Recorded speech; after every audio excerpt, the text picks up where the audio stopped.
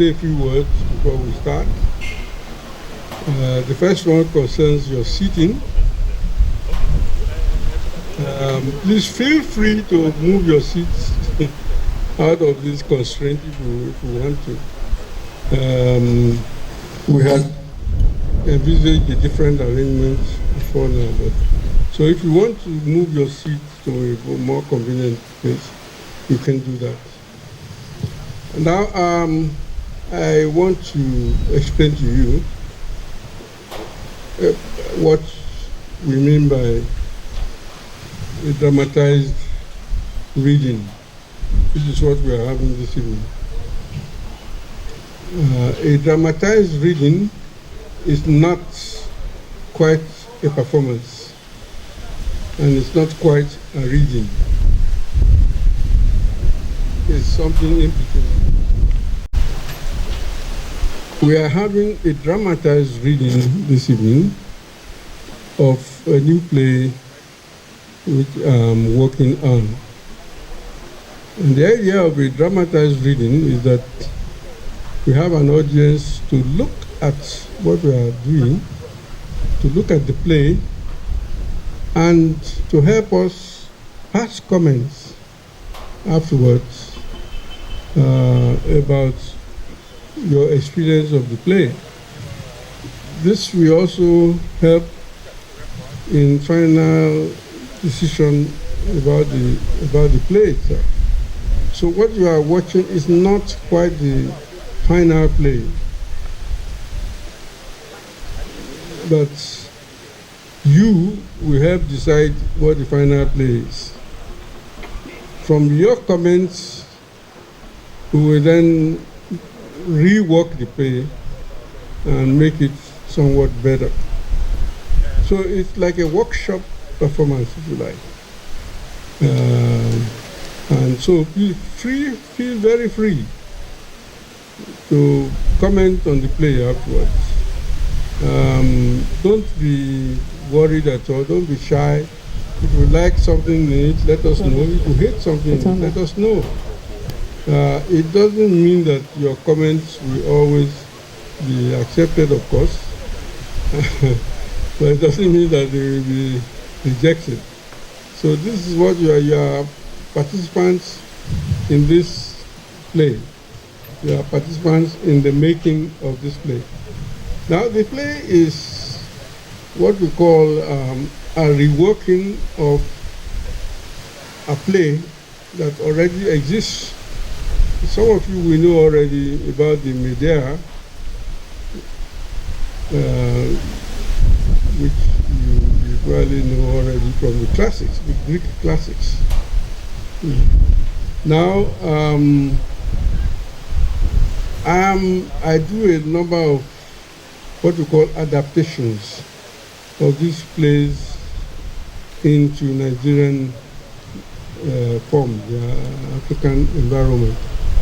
And what we do is what we describe as an interweaving of cultures. Interweaving of cultures. We have a center in Berlin at the Freie University of Berlin, the international center there, where we invite all kinds of people, dramatists from all over the world, to come and tell us about interweaving, what we call intercultural performances, plays and so on.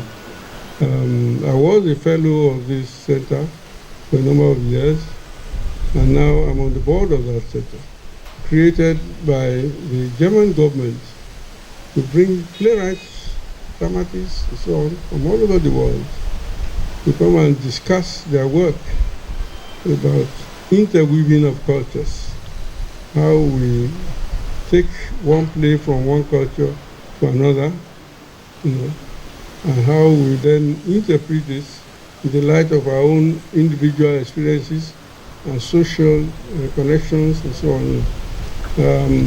So this play is in that respect, one of those experiences of interweaving of cultures. I don't know how many of you know about Medea already. Medea is the first known play which dramatizes this question of revenge tragedy. A woman who kills her children out of passionate anger at her husband's betrayal. But we also see the husband's aspect of it. And I've been wondering when I was going to do this play about how an African woman would do that. But since I started work on it, I've also seen many examples here where women, out of anger against their children, against their husbands, will go and kill their children. Kill their children in order to hurt the man, which really surprises me. Anyway, this is I've tried to interpret this in the kind of Nigerian fashion, but also in a historical way, to bring back the history of our past. This one in Yoruba land. Now, I'm encouraged to do this because of the collaboration of Professor Olakunbi Lasokwe of the Classics Department here. Because she was interested in promoting the classics, the classics are in a problem period in our country. The question is, should we continue to study the classics, the Greek classics, or not? What is the relevance to Nigeria about the Greek classics? And now she's heading the department. Before she became head of the department, she was already interested in this way of this. How do we promote classics here? And so we've collaborated on a number of projects before now. I've done Antigone. Then some of you will know Women of Owu. By which she tries to introduce school children. Classics are no longer studied in the secondary schools. But they come and watch these plays, and they get introduced to that world. And because of it, in fact, the classical studies are one of the most heavily subsidized departments in the University of Ibadan now. So, and that's, so she's the producer of this play today, for instance. I have to mention this. I also want you to thank for us the owner of this place. This is Helen's. It's a place that we are not normally used to promoting this kind of thing, but the new owner, wants to promote cultural activities, So he has lent us this place. You can see it's still a bit rough, but I hope as the years go by, this place will become really a major center of cultural activities. So please help us thank architect Olubide Osho for providing he provided all the lighting and the stage and so on, as you have seen now. Also wanted to thank for me my director, Dr. Tunde Awosami, who has been also a major collaborator. I mean, nowadays, I don't have the time myself to direct this place, unfortunately. I write the plays, but it's Awosami who puts them on stage for me, gathers the actors and so on, because I don't so much traveling nowadays and so on. But with him, I'm always sure that I get what I want. Please also help me thank the actors. The circumstances nowadays are so hard with this COVID problem and all this, to gather actors together and have them rehearse, it's really a problem now. Particularly in the face of hunger, you see some of them, they look very hungry looking. So it's a major sacrifice they've done. So please, I will enjoin you to try and enjoy yourself, but please keep a critical eye, and after the play, we will want to know your opinion. If you can't wait, I don't know how long this play will last, because I'm going to see it for the first time. You can write me and let me know how you feel about it. Thank you very much.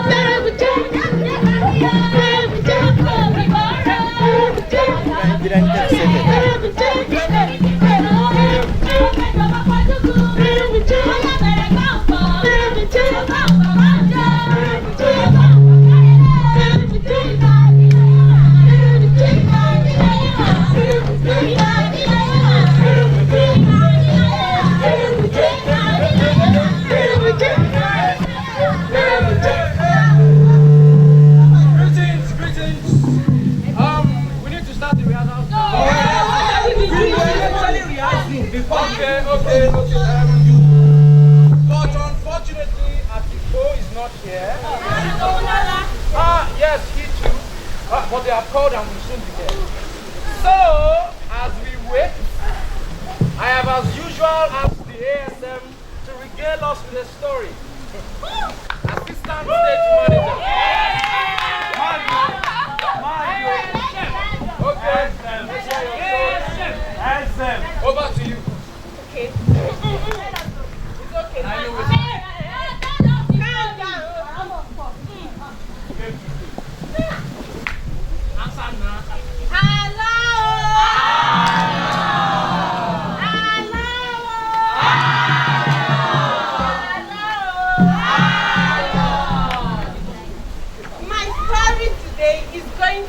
about Medea. Yes, you already know. Obviously from the song. You all know the story, but this is our own version of it. And I hope you like it. Here we go then. Medea, as you remember, was a beautiful but extremely vain and conceited young woman.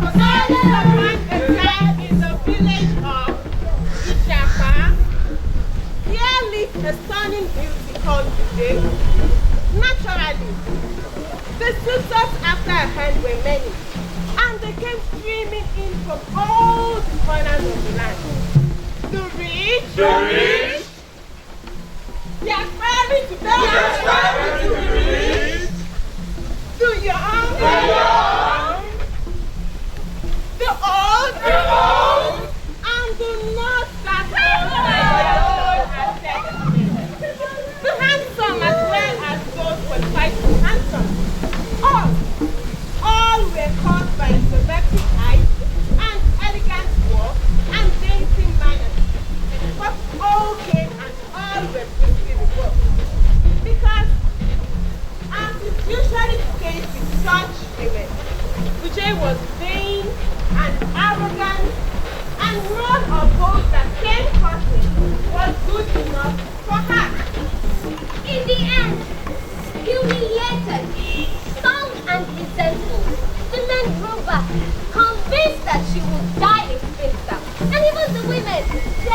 her beauty and spited by her arrogance, mocked her behind her back, cursing that she would leave this world without a child.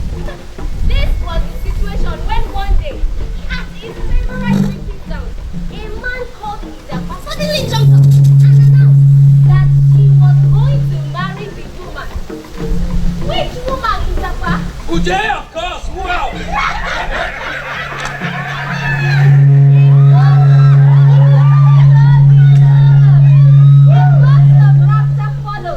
The announcement.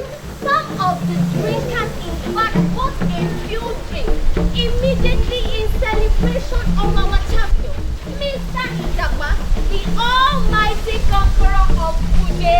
But Ijaka was not laughing at all. In fact, he challenged the doubters to have a bet with him if they dare. Now, Ijaka in those days was a sprightly young chap, quite unlike the slow, creepy, grouchy hunchback that we know. He was of a moderate figure, a tolerable face, and had a thriving farm on the edge of the village. But what were such paltry assets? Besides those of the several men who had tried for Ude's hand and had failed. I mean, princes, generals, and singers. Ijapa's only favorable asset, to call it one, was his silvery tongue. He liked boasting, and he liked telling stories. This one about Ude was obviously one of his own. But when the laughter died down in the drinking shack, they saw Ijapa rise up and head for the door. And just before he stepped out, he turned and shouted, 1 week from now, give me 1 week, and if I fail, take me to the valley and have my head severed from my neck. There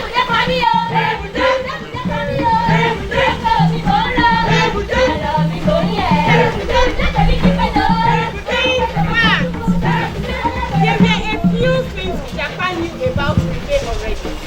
For instance, she was one of these women very fastidious about her personal hygiene. 3 times at least a day, she would walk to the village stream to fetch water for her bath. And so, because his farm was just by the stream, he saw her pass every day and knew her schedule intimately. So the following day, he waited on the farm for her, thinking of what to do or say to catch her attention. It was a very hot afternoon. One of those days when snakes were running around and frolicking from farm to farm. And one had to be very careful not to step on any of them as they jumped everything across the path. Ijaka saw Ude making her way and treading with great caution in order to keep her course balanced on her head. There and then, seeing her treading wearily along, an idea flashed at once to his mind. Ah! He would catch the arrogant woman at last! He let her pass. Then, he quickly looked for one long, dangerously looking snake and picked it with a stake. It was one of the harmless snakes, but he knew Ude could never tell the difference. He waited. Then, as soon as he saw her coming back with the pot on her head, he went swiftly into action. He cut off the head of the snake, carried the body and dropped it across the footpath, and returned quickly to his farm. Picking up his hoe, he pretended to be working, whistling a happy tune to himself. Of course, the predictable happened. There was a burst of screaming as the poor woman came to the snake and tried to wave it across her path. Hey!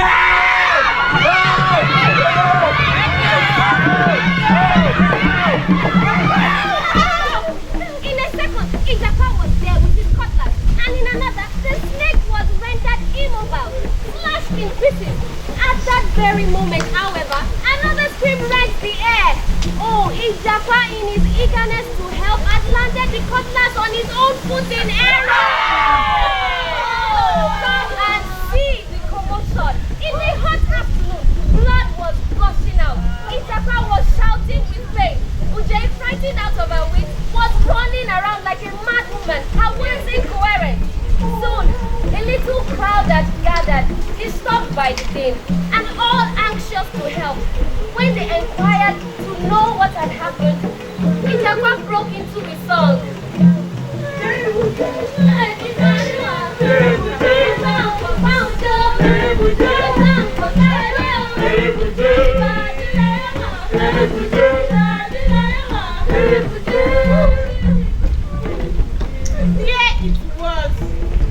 He has been hurt while responding to Uje's call for help. And now, in order to be healed, she had to carry him on her back to the town. The crowd weighed the matter and came to no other solution. She would have to do as he asked, since it was his gallant response to her distress that brought them to the present impasse. Uje begged and begged to be relieved on this burden. But the Japan's cries only rose higher and higher.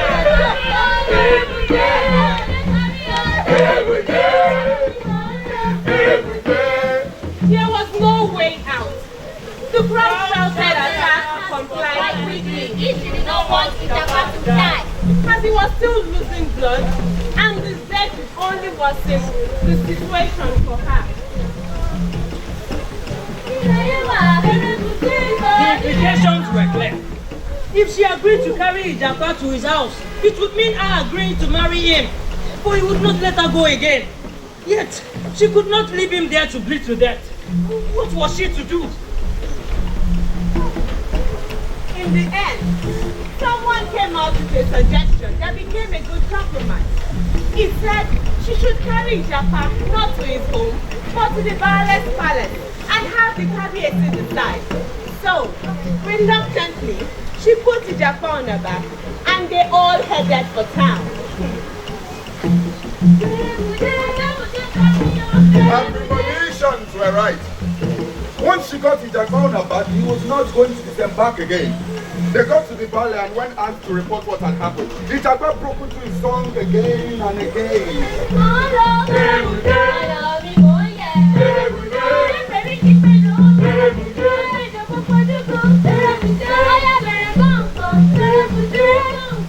There was no one at home to nurse him, said Ijapa.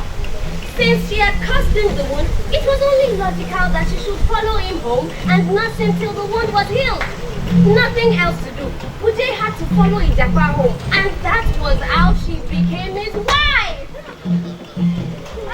However,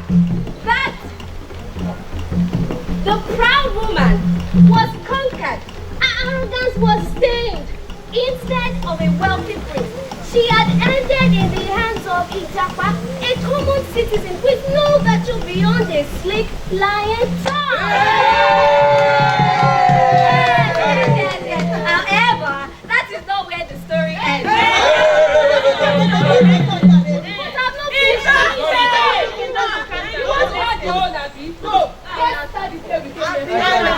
Okay, places, please. Everybody ready? Yes. Medaye, Yes. Atiko, Sebi, and Toke. Okay, all here. Right then, let's start. Ladies and gentlemen, good evening. The play is set sometime in March 1862 in Yoruba land. The 19th century was a period of tumultuous events in Yoruba land, particularly in the Oyo Empire. After a long and prosperous period under Alaafin Abiodun, the king's successors went into a fierce and bitter struggle for the throne, which inevitably led to the disintegration of the kingdom and the fall of the empire. As princes confronted each other and weakened the royalty, so did ambitious generals venture out on their own dramatic attempt at succession and empire building. Thus, there were great wars and spectacular conquests, notorious defeats as well as memorable surrenders, each with its own feats of dashing courage and often unconscionable cruelty. Eventually, two city-states emerged as the strongest of the Yoruba Empire, namely Ibadan, led by Balogun Ibikule, and the fiery younger warrior Ogumola, and Ijaye, led by the Are Kurumi. But such was the competition between them that in the end, the two cities came to a deadly confrontation. Thus, Ibadan besieged Ijaye in the year 1859, and after 3 years of fighting, defeated this rival city-state and razed it to the ground. final moment of its fall. But the entire story, of course, is a fiction fabricated out of the playwright's imagination. No names or events or locations mentioned have any historical validity. Thank you.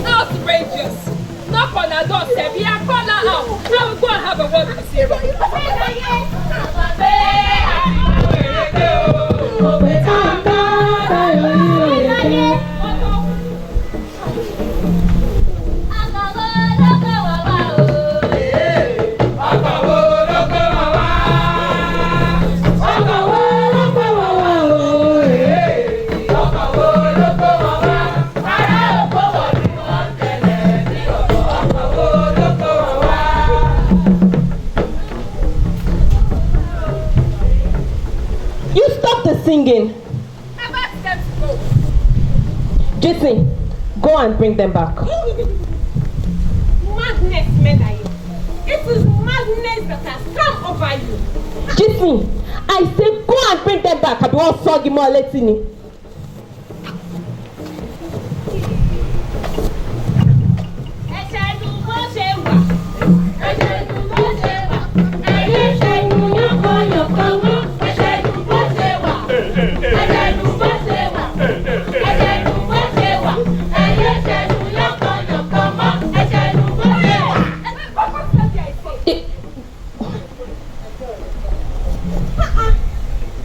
Just look at her.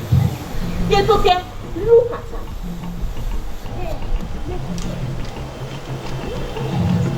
Is this what you have become? What you see is what Atipo has made of me. Indeed.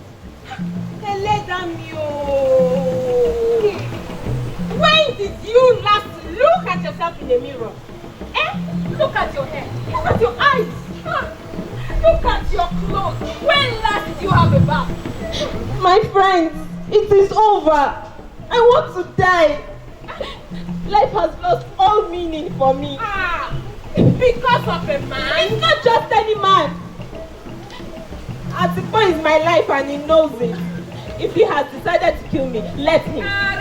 Medaye, why are you doing this to yourself? Was it in vain then? All that talk we had with you. All men are people, you said. And their eyes are perpetually roving. Yes, I agree. I accept that they cannot resist the allure of full breast and rounded buttocks. You've cited many cases to remind me. So many hours we spent in this very room talking to you. I'm sorry, my friends, not today. This morning, I'm no longer listening to you. And I will still repeat it for your good. Even if you are not listening, and even if I grow up, men have gone from this world. I said again and again, how many times? It's in their nature to be like that. Just look around you. Look around. Your husband is not doing anything abnormal. He's not being cruel. It's the custom of our people. Men take many wives. That is how our people have measured the wealth of the household by the number of women in their house. Why would you all be? He swore to me. He gave me his word. There we go again. He swore to me. He gave me his word. And you believed him? He's no longer a man then. Like other men. Because you are talking of Atipo, my friend. Atipo? Yes. Atipo? So what? You don't know him at all. He loves me. So they all swear. At the beginning, he adored me. Of course. Doted on me. Of course. Then the years passed. Our standing bread began to sag. And the story keeps. Especially in exile. Away from the known assurances of the homeland. Everything changes. Atipo is my husband and I'm his wife. And I will always be his wife.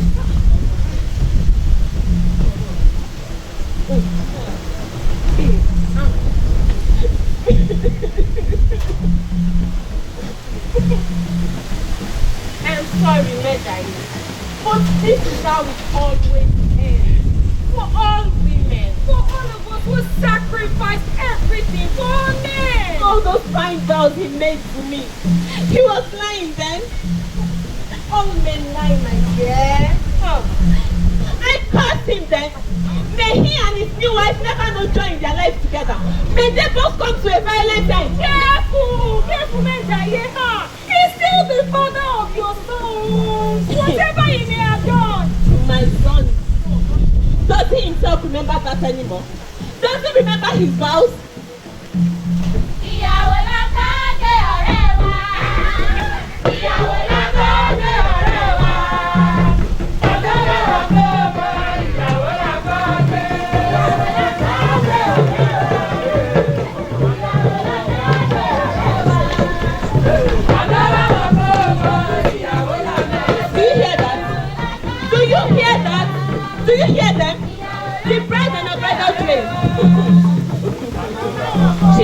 easily. She's captured a hero, my husband, and she's so proud of it that she dares to dance past my house. It's not a provocation. Calm yourself. It's the custom and it's all to know. As a new bride, she's supposed to come and seek your blessing. My blessing? Alright, I'll show her. Wait for me.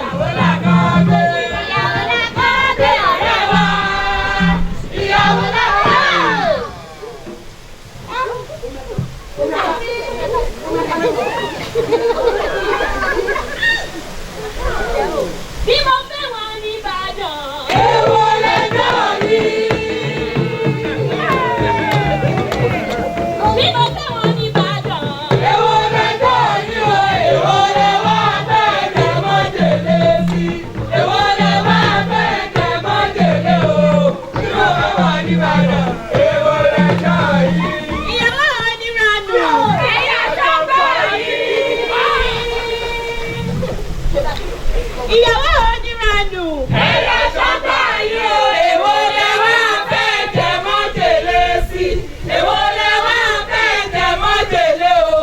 Ìyàwó oníranù. Ẹ̀yà sọ́kọ̀ yìí. Ìyálé alájẹdù. Ẹ̀yà sọ́kọ̀ yìí. Ìyálé alájẹdù. Ẹ̀yà sọ́kọ̀ yìí o. Èwo lẹ fẹ́ bá rẹ̀ pokùnso. Èwo lẹ fẹ́ bá rẹ̀ pokùnso. Ìyálé alájẹdù. Ẹ̀yà sọ́kọ̀ yìí. Ìyàwó ayírádà. Àbí ìwádìí kẹ̀kẹ́. Ìyàwó ayírádà. Àbí ìwádìí kẹ̀kẹ́. Abẹnú bí gbà pẹ̀yẹ bí ọ̀bẹ. Abẹnú bí gbà pẹ̀yẹ bí ọ̀bẹ o. Ìyàwó ayírádà. Àbí ìwádìí kẹ̀kẹ́. Ìyàwó alágbàlagbé o. Àwọn bẹ̀rẹ̀ nìkan. Ẹgbẹ́ ìwọ́lù. Ìyípo alágolo lábẹ́. Orí lọ́mọ òkúta. Ọ̀sẹ̀ lọ́mọ yípo alágolo lábẹ́. Alágolo lábẹ́. Alágolo lábẹ́. Alágolo lábẹ́. Alágolo lábẹ́.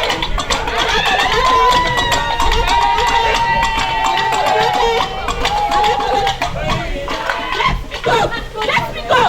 Let me teach her the lesson she failed to learn from her mother. Let me go!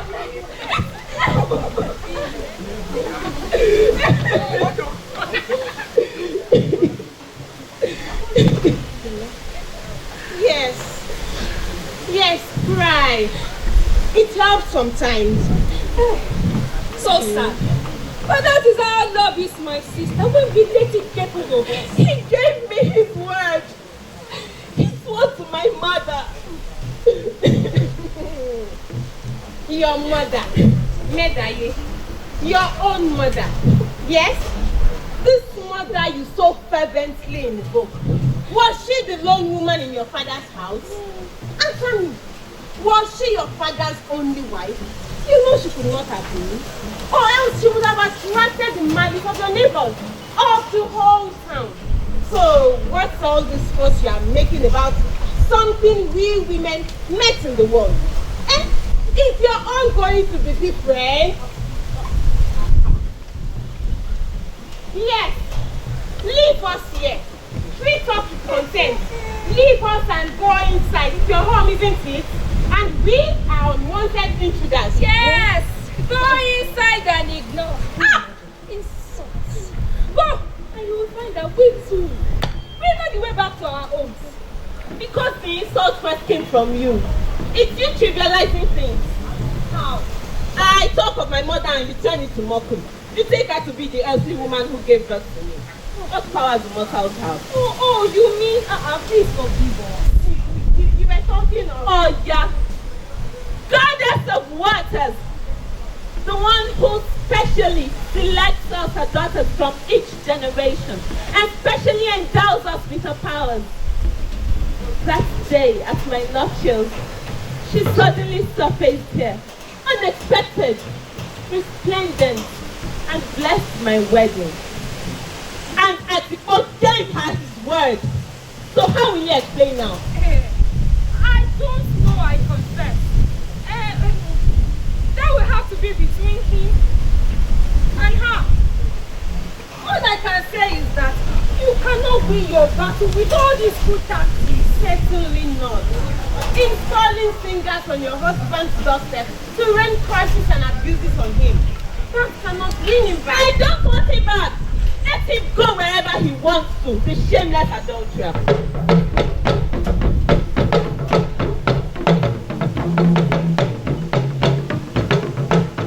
But he won't come back to this house. Not as long as I breathe.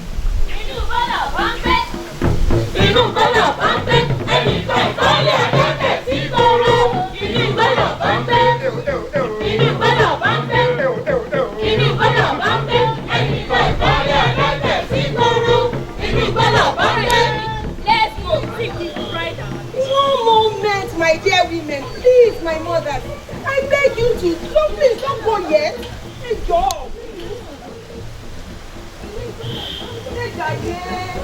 Medaye, talk now, tell them everything, especially what happened this morning, or I shall do it. No!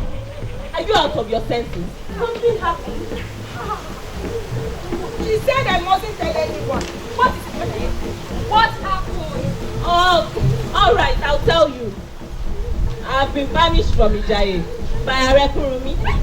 No! Shakmo, no! Because of your opposition to his daughter's marriage task. Well, I'll tell you. It was very late last night. I'd had a quarrel with my husband. And as he first stormed out of the house, that was when, shortly afterwards, he suddenly surfaced there, the Are himself. What? You don't mean Papa Kurumi himself? Well, I'll tell you. Watch what happened. Are,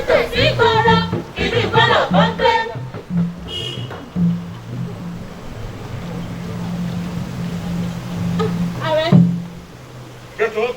This is a terrible hour to call, I know, but you gave me no choice. Me? No. Don't say anything. Where is your husband? I don't know, Baba. You don't know? He just took some of his things and stormed out a few hours ago. I see. He went insane, not so? Lost his mind?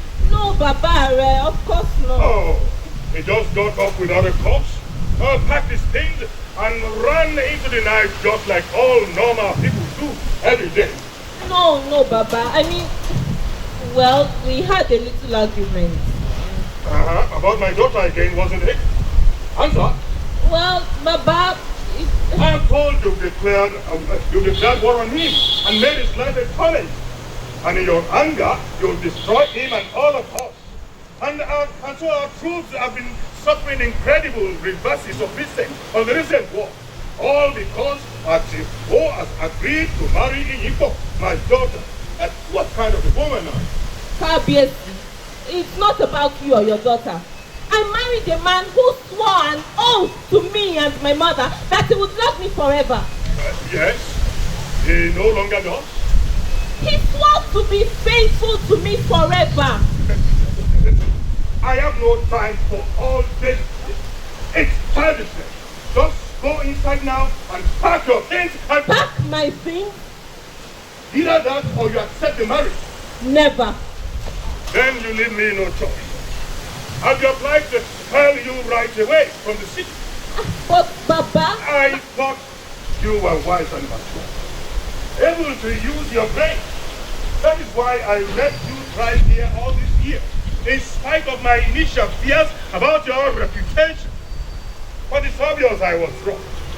You are still the daughter of your mother, that old vindictive goddess whose temper whips up the wind into a tempest at the slightest petty disagreement. Petty? An oath to a goddess, Baba? You whom we exalt.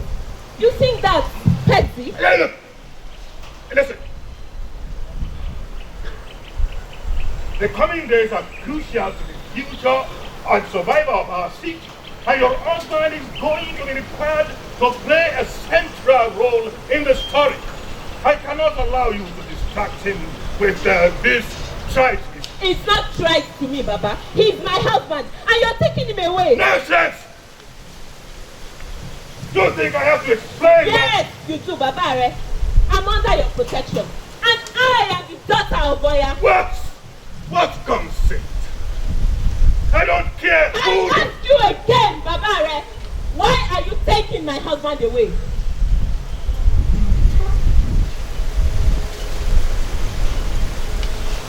But no one is taking your husband anywhere. That's not... Oh, all right. Let me come into the open with you, just because of who you are.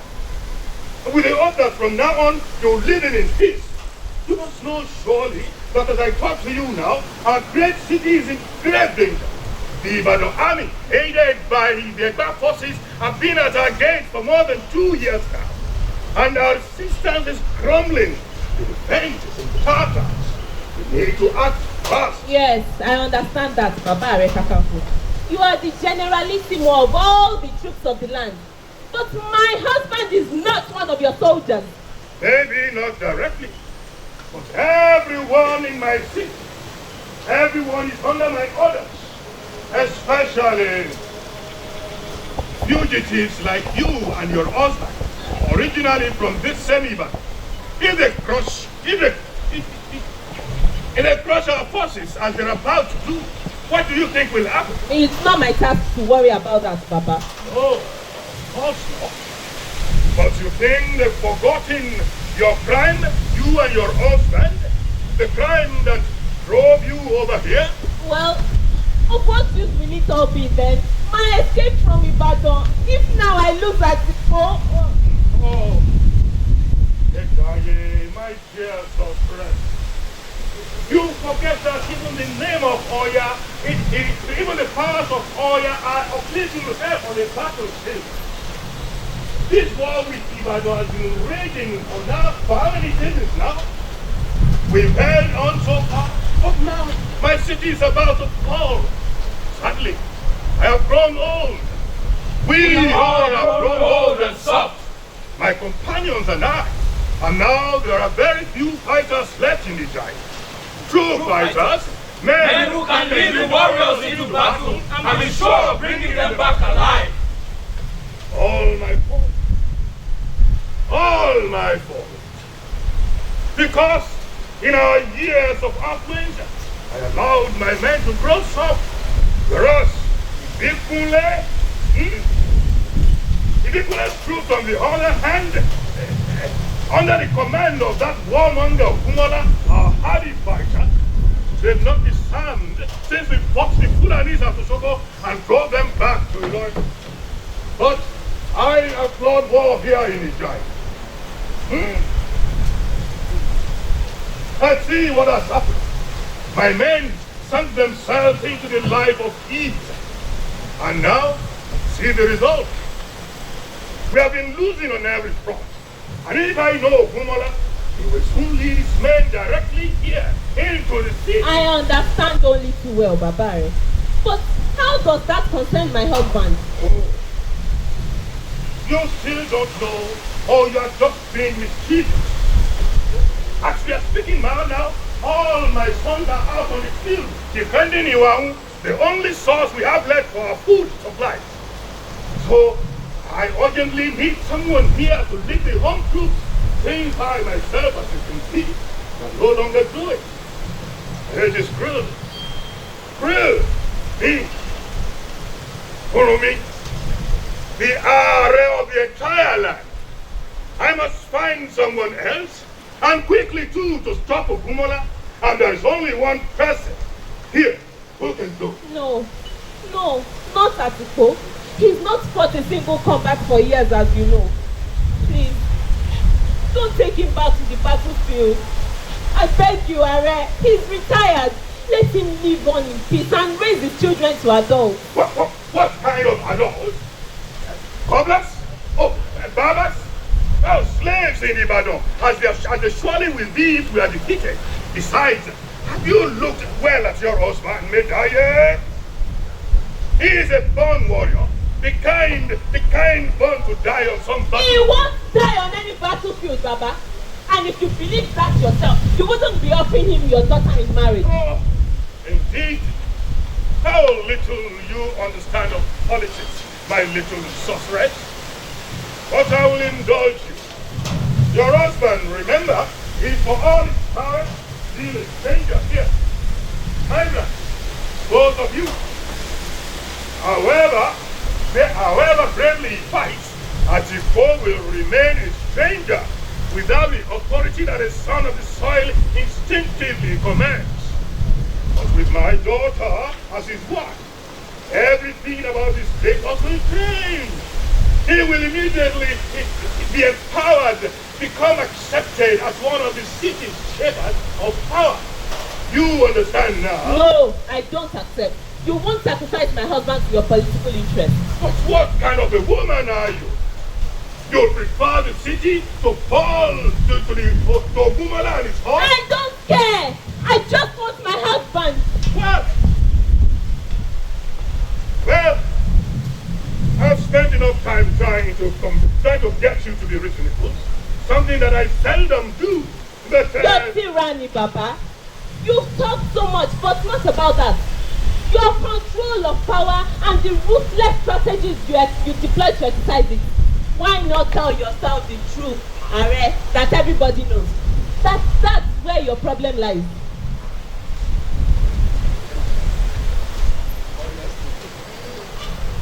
That is to me. Oh, you've truly gone insane there. You know why you have no fighters left in Medaye Kakanfo? Because you systematically eliminated them. All the men you thought could challenge your power, weakened them with affluence and privilege, or sent some into exile by making them a jailer of places far from Medaye. And those others you couldn't say, you had them assassinated. Confess, Baba, confess that that's been your tactics since the Alafin made you a Kakanfo of this land. And that's why you're fighting this senseless war, instead of letting Prince Adelu succeed his father. All the other rulers of the land have agreed, except you, just because of your ego. If you change your mind today, this very second, the war would end, and people will stop dying, and peace would come. But no, your ego won't let you, so I disagree. I won't let you. Will you shut up? Shut up! Enough! You've said enough. What audacity! Because of your mother's powers, no doubt. But this is Ijaye, and Kunumi is Ijaye. You are going to... Yes, you are Kakanfo. Bring down your full weight on me. Yes, I dare you. But I will not let you sacrifice my husband to your politics. Then it is decided. I didn't really want to do this. This is a house in which I've spent many an agreeable moment. Yes, it's always made me happy to come here, as you very well know. But now, Medaye, it is obvious I can no longer allow you to stay on in the city. You've said much more than enough to die, and abjectly too. But I won't have you put to death. You are still the wife of Atipo, and your husband cares a lot for you. So I'll spare your life. However, you must go now and prepare. I'm giving you till tomorrow morning to leave the city. After that, if anyone sees you... I'm going nowhere. All your toys, my daughter. All your toys. If I leave, my husband will leave. Oh. You poor deluded child. You spoiled, untrained offspring of Oya. Your husband will be too busy with his wedding to even notice. You've heard my decision. Go and start packing, or you have only yourself to bed. Today, that is all you have. If by dawn tomorrow, anyone finds you here,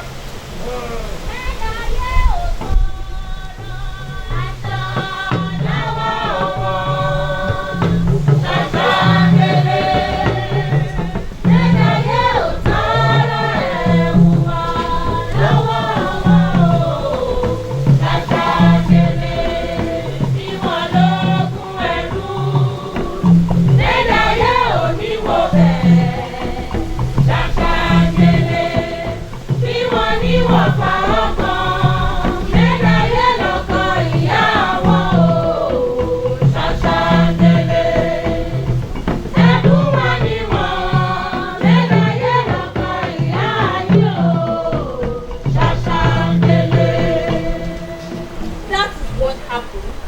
Medaye, this very dawn. What are you still doing then? You need to move fast to pack your things. And go where? And what of my sons? I can't take them along, as you know, and I can't leave them behind.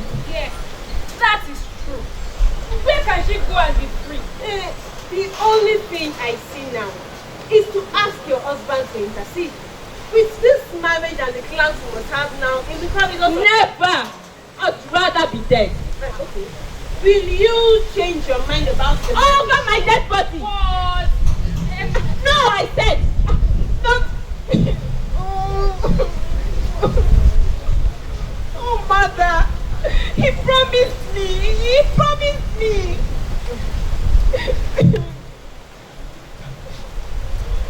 Listen, Medaye, I would never have said such a thing before. Not to talk about proving it.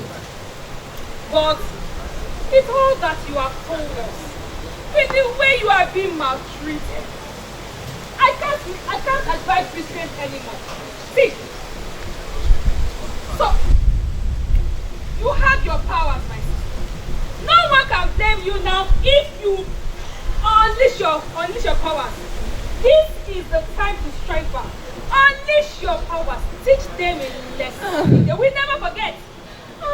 Yes, my powers. Yes, those dreaded powers we hear you inherited from your mother. No use to cry like this anymore. I say unleash your powers. I support her. Avenge yourself. Yes. Because you don't know, my friends. How can I tell you? I've never told anyone before. But I'll tell you now. Because you see, it's all a lie. It's a bluff. Those powers, I no longer have them. No, you don't mean it. How? Because of him. Because of Atikpo. In order to save him, I willingly broke the cult's sacred taboo. In spite of strict injunctions, I used my powers against my siblings. And the powers died. Oh no! What happened? How could you? For a man too, you said? Tell us, how did it happen? I have never told anyone before. But I'll tell you now. You see, it's fine. You see, you were there. You have always been there. You know the story as much as I do. Please, narrate it to them for me. How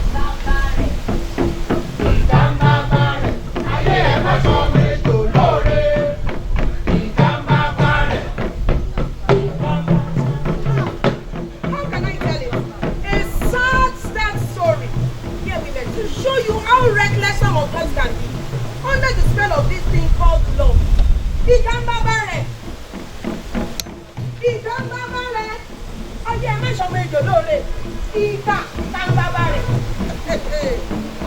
Alright. Where do I start from? Well, some 10 years ago, as you both must know already, Baba Atikpo was a different person entirely. Young, restless, wild and adventurous. He seemed to care for nothing else than fighting. He and his friends, Baji, Oshutoki, and Atere, 4 of them were always part of every expedition that Ibadan sent out to conquer territories. And whenever they returned, it was always with a lot of booty. Slaves, horses, cattle, garments, clothing, all sorts. They would then go into an orgy of celebration in which not only their compounds, but the whole city participated. Yes, they made sure the whole town shared in the feasting. So you can imagine, many women yearned after them to have them as their husbands. In vain, however, for one, killing were the soul of objection. Not to mention the feasting afterwards. Atikpo in particular. Atikpo had no eye for any woman, not even a young beauty. You all know who was practically dying for him. Medaye. He didn't care. All I did to show him, and I couldn't tell him directly. Well, our story started one day, when Baba Atiko and his friends came back from the eating fund, this war was not even successful, and the celebration more exuberant such that, unknown to us, Ibalogu, the ruler of Ibadan at the time, became jealous. Yes, fearing that these young soldiers might constitute a threat to his power in the future if unchecked, he arranged to eliminate them. So one day, he invited them to the banquet in the compound with the plan of first to poison them. Killing is nothing to warriors, don't forget. One death or another. Let her continue. Fortunately, by sheer coincidence, it was Medaye's eldest brother, who the Balogun had signed this task of executing his guilty plan. So although he did not inform her, Elegbede knew of her passion for Atiko, but it was of no use. No one, not even he, dared contradict Balogun's orders. He even threatened to lock her up if she did not keep her mouth shut over it. After that, there was only one way out to save her love. Yes, and what was it? Oh, what did she do? That evening, at the banquet, she switched Atiko's drinking calabash with Elegbede. All the guests at the banquet died that evening, including the brother, the host. Only Atiko survived. Oh, your brother, Medaye. He was going to kill Atiko. In spite of all my pleading and weeping, he didn't care for my heart. So why should I care for him? That was what sealed their relationship, she and Atiko. But we had to flee the city that very night, of course, with a few of his loyalists, because it was clear to all what had happened. The Balogun was mad with rage. So what happened next? We want to know how you escaped. Do you want me to continue, Medaye? That was not all the sacrifice she made for this ungrateful man. The more dramatic part of the story was still to come. She sacrificed one brother and we fled. But the Balogun sent his men in hot pursuit, and leading them by one coincidence was Medaye's second brother, Jagunlabi. No! Another brother! Mad as a rapid dog, Jagunlabi, not knowing the Balogun's role in the whole affair, opted of his own to lead the attacking force. Against his sister. Elegbede was the hero. He took a solemn oath to avenge his own brother's death. God, we want to know how you escaped. Jagunlabi, remember, was one of the best horsemen of the time. His fame was unmatched in the whole of Yoruba land, and he had with him some of the most hardened warriors from the Egba war. If they caught up with us, there was a question about it that we will not survive, and knowing that no town will dare accept to shelter fugitives from the Balogun, our only hope was to reach Jaye here to beg refuge from Arekunumi. All night, therefore, we dared not stop even when dawn came, and we crossed the river Ose. But before we could even shout with relief, we heard noises behind us. Looking back, what did we see? Huh? Yeah, it was a troop of Jagunlabi and his men close behind us, already midway, in fact, across the stream, men and horses in a big cloud of spray and foam, rushing towards us. We were doomed. They would catch us. They would slaughter us. Many of us began to scream. And then what happened? Medaye. We saw Medaye turn suddenly and drop from our horse. She fell? No.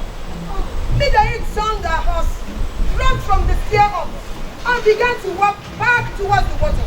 All of us, including Atiko, reined in our horses and stopped fascinated. She was walking, and she was talking to the water, speaking a language none of us had heard before. And then, a flash and a roll of thunder. And boom! Suddenly, a mighty storm whipped up right there before our eyes, launching the little stream till it became a rage of violent current. We heard shouts and screams, men and horses splashing in the macabre dance of death as they drowned. And then, just as suddenly as it began, the storm vanished. The noises died down. The street grew placid again. One by one, all of us fell to our knees and paid homage to the votary whose awesome powers even I was witnessing for the first time. What a story! That's how you escaped and got here. All of you? Two horrible sacrifices. Two siblings. So much giving. For a man. For Atiko? Yes, it was all for him. Now I understand your anger, Medaye.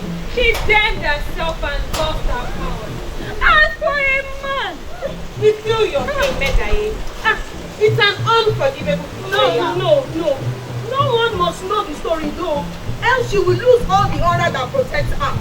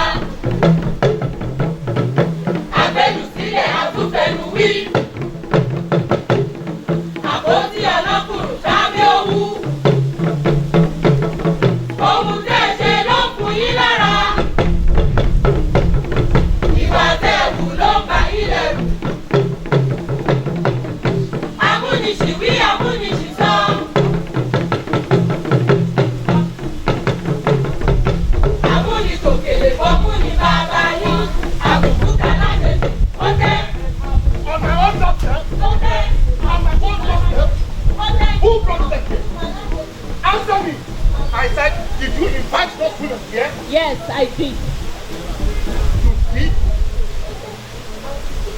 I can't believe that you. That's so good. Please calm yourself, Commander. If you may just In my own house? Wait! To insult me? Don't you dare! I forbid you! You! Scatter them! And if any one of them tries to scatter them! Don't dare! Ask them, I told them! Don't get me to have them!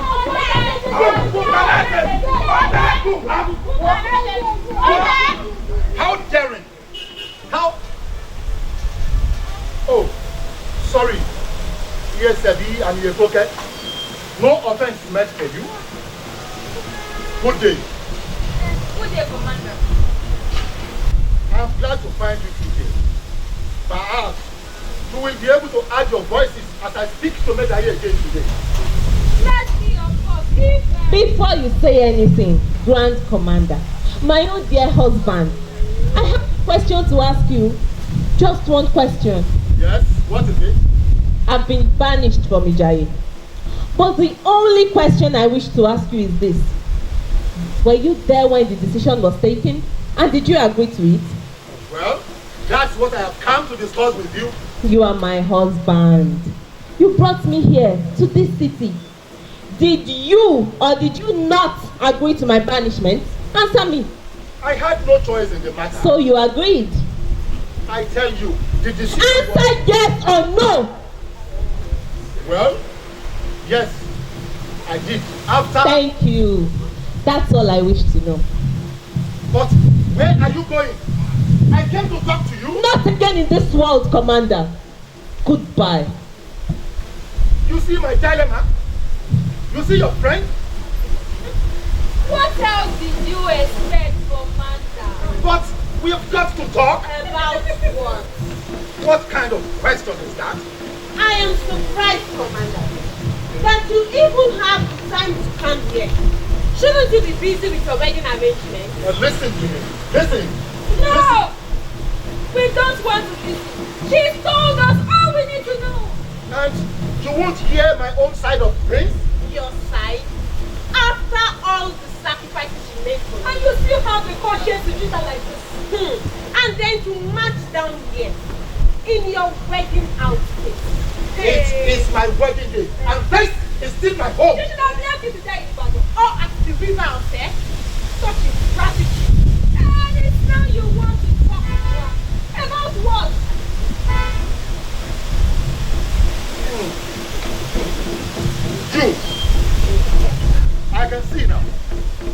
are the ones holding her on then. Two of you encouraging her to be stubborn. Hear him! Stubborn! That's how it is to you. But come, we have been living here for the past 10 years now. She and I and the children. All that time, did she say I ever give her reason to... I ever treated her badly? That's not the point, Commander. The point is, why are you doing so now? Did she say that? Did she say that? All that time, I gave her cause, even once for complaint. You tell us.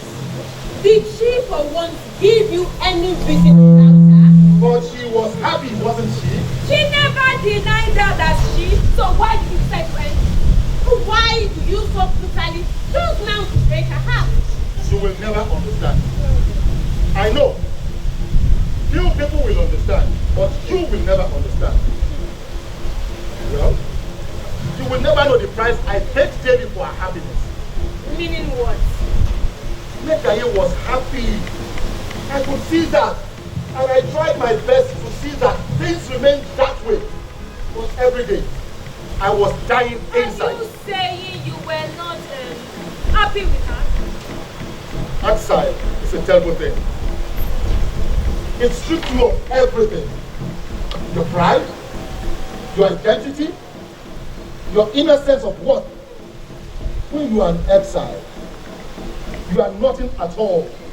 Just an item on the margin of events. But not you, Commander. Not with your reputation and the reverence you get from everyone. A reputation. You've said it. That's all I have been till now here. A mere reputation. But I was born a leader of men. Not a bystander, to be a bystander in the market of life. A soldier. Not a not a vendor of vegetables. But because of your friend, because of what she's done for me, I agreed for years to accept that moribund life and remain stagnant. I was wasting away, don't you understand? Till suddenly, like a dream, the chance arrived again to be a man again, with troops to command and a call to action. Resurrection at last. Tell me, how could I have turned away from such offer and said no? So you were thinking only of yourself. And that's why you recommended a banishment. You are talking rubbish. Nevertheless, you agreed to it. What could I do? Yes, she could have remained here in this city, in this house, can stay in this if she agrees to this marriage. With your second wife, as a discarded piece of clothing. Why not tell us the truth, Commander? You are not just content anymore with an aging wife. We know your new bride is young. I know to be the most beautiful in the land. But all the same, Commander, Medaye has given you two fine boys. Must you cast her aside now that he is aging? Yes, if she had been married, this crazy for another woman would have been understandable. But no, you just must satisfy your lust without caring for her feelings at all. Quiet!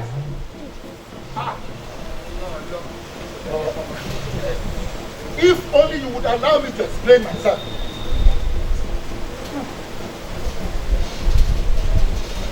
See, it's not as if I was, but still, listen to me. All she has done for me, she needs to give up the stubborn opposition. That's just it. Look, let me explain myself. I confess. All she has done, all she has to do is to give up the stubborn opposition.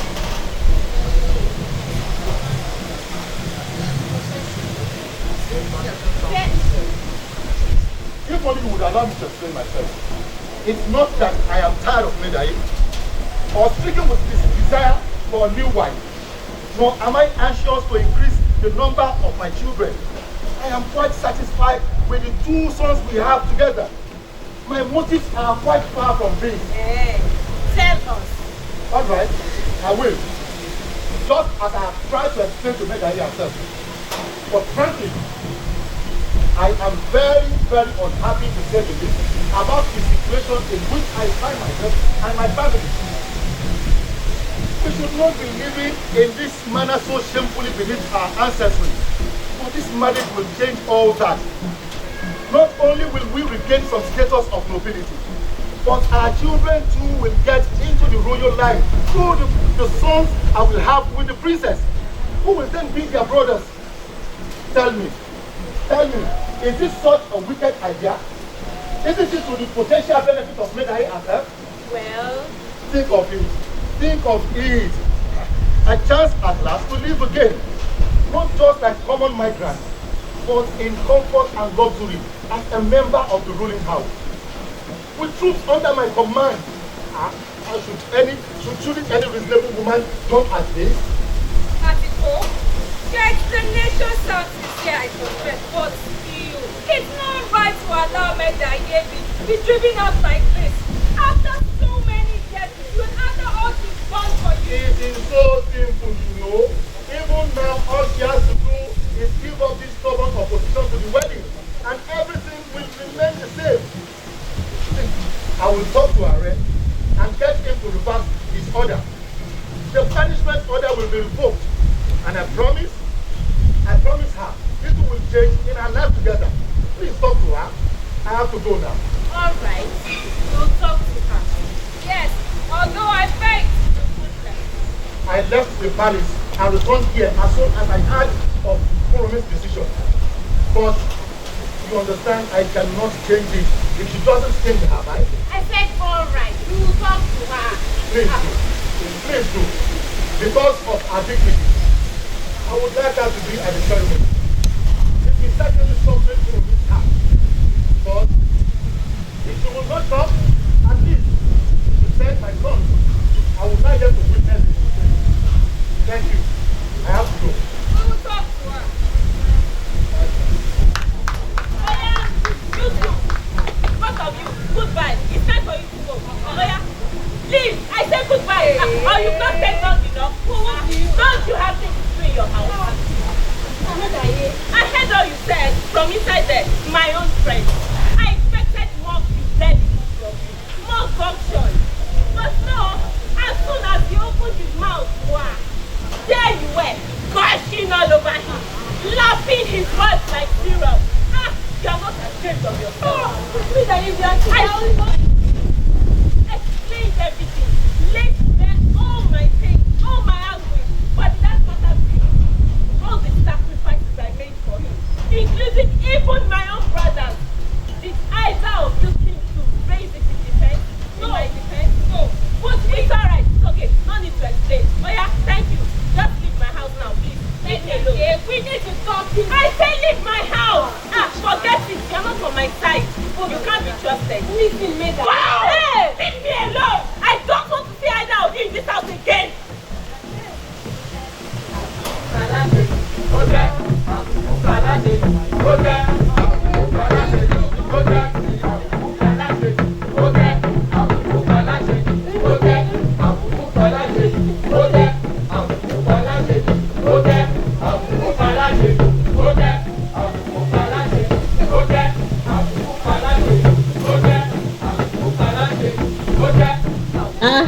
And you, what's come over you? They'll kill you. And you know that. They'll kill you if you continue to stand in their way and yet refuse to leave. I'm not afraid of them. And me? What happens to me? At my age, just look at me. Since you were born, I served you. Why don't you faithfully all these years? No, you will die and leave me. What are you saying? Start walking the roads again at this age. In background, taking favors from passerby. Because you will not leave. Gypsy! I'm tired, Irie. I am tired. All the suffering of this year. And because of who? Atiko. Atiko. A man who is not even faithful to you. Who has strings of mistresses all over the place. Including one of your best. What did you say?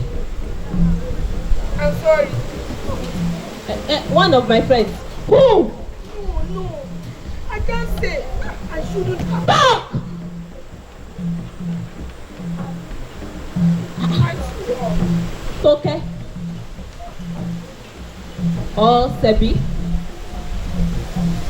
It must be Sebi. And you knew all along. Trained surgeon, that is what you are. Murderer. You could have as well slit my throat. I am sorry. How long? How long has it been going on? She pleaded with me that you must not know.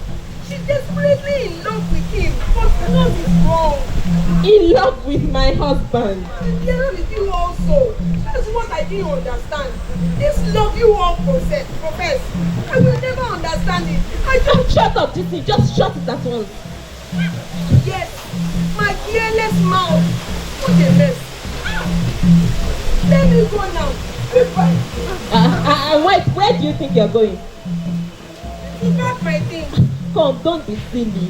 You know you can't leave me. I have failed you. I have failed you. I know. I shouldn't have told you, but I could see that she genuinely loves you, and I became confused. Yes, I am foolish. Forgive me. I'll never understand. Please let me go. You know, Disney, just as you said, I was practically born into your arms. And we've been together since all my life. So you know more than anybody else about Adiko and me. I can't pretend to say I don't know about the infidelity, the string of mistresses. As long as they were mere side affairs, I could turn away my eyes, pretend not to know. But this, I know it's insane. An unreasonable price I'm paying. Others in my place will just park and walk away perhaps. But you know I can't. That's just me, Medaye. I have given him my heart. And I can't even harm him. I'm willing to pay the price. For you. For Medaye. But now that I think of it, you don't have to stay through this thing. All these years you've been following me, serving me. You've never really had a chance to live your own life. So I understand. You can break away now and decide for yourself. I won't be bitter at all. You have a right to your own life. My Medaye, what magic passion has he given to you? Can I say myself? Why it has made me so helpless? But listen, Jesse. Some years back, I recall, you said there is a cure for my self-afflicted helplessness. That I can get all my powers back. Yes. So, the Babalawo told us. Think you can remember? Yes, of course. But surely you are not thinking... Remind me. No need. I remember now. You want me never to mention it again? I must sacrifice, he said. One of your children. One of your children. Ekpe! Abomination! That is why you didn't want to hear of it again. One of my sons! Can you imagine? His blood. That's the only penance he said the gods will accept. The gods are mean. The powers you surrendered were immense. Too much, frankly, for a man. And see how he repents. Enough, Jesse. I loved him, that's why. And I still love him. At what cost? My poor Medaye, at what cost? At what cost? One of my sons. There's no other way. No, Medaye. It's either the older one. The one with those fine growing muscles. Exact copy of his phobia, Ogo. My mother's first husband. No, I cannot. The younger one then? My fond little husband. Linked by his manners to the lineage of Shango. Or your second husband. Delicate and caring, unlike his very progenitor. Oh, the gentleness in his little hands. And how he loves to braid his hair and preen himself like a woman. Until you cross him and you will see his temper erupt like a volcano. Yes, that's my son, Jason. No, I can't choose between them. So why not let's go then and join in the wedding arrangement? Let not your mouth rot, Jason, with that suggestion. I'm sorry. So if it's exile then, well, let's go and start preparing. Why is life so cruel? Tell me. For years he would not look my way. And then that night, he held me in his arms. He held me in his arms, kissing. Blood was in the air, but what bliss there in his arms. All over Medaye, all over. Someone else is in his arms now. Let's go. Is it wrong to love? I can't say Medaye. I've never had the experience. I'm free never to. Perhaps fortunate for you. Medaye! Medaye! Medaye! Medaye! What? What? Yes? What is it? I have no time for you. Wait. Wait. Great news, Medaye. The wedding is going to be called out. What are you saying? What? To me? You, Brother? Cancel? you're not lying. Ask him. Let him tell you. Yes, Abokuri. It's true, Ayagawa. The commander sent me to tell you himself. The preparations have been altered and the wedding cancelled. He'll be here to tell you himself. How? Why? What happened? We hurried after him when he left here and caught up with him just as he was about to enter the palace. Yes? We talked to him again. We appealed to him on your behalf. We said all kinds of things. Reminded him of the past. And finally, he agreed to eat our food. The wedding is off! And that's why he asked Abogori to come with us to give you the news. Your husband is returning to you, Medaye.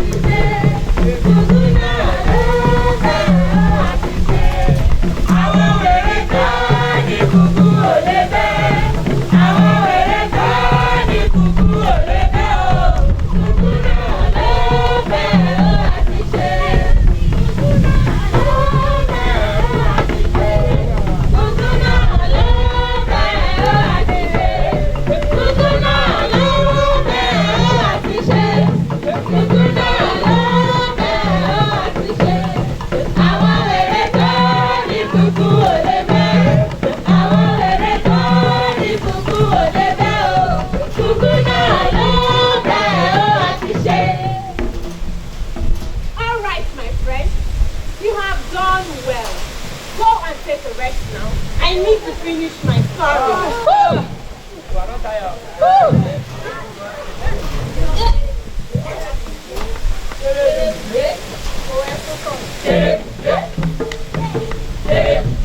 Alright. You all think everything ended with their last victory, don't you? That's how the story has always been presented. I know. But you are wrong. You're wrong. What of the woman herself?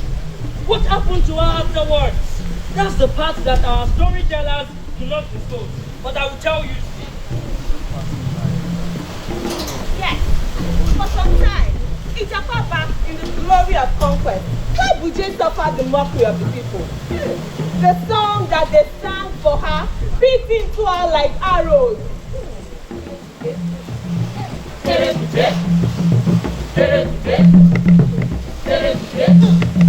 She felt very humiliated. Very humiliated. She has to get her own back in Ijapa. From the first night together, therefore, it was fighting with them as he struggled to consummate the marriage, and she refused to let him. But he was not unduly worried. Time, he knew, was on his side. She would definitely yield in the end, and he would have his way. So he kept her locked up in the house and would not let her out except for the toilet, when a female guard always accompanied her.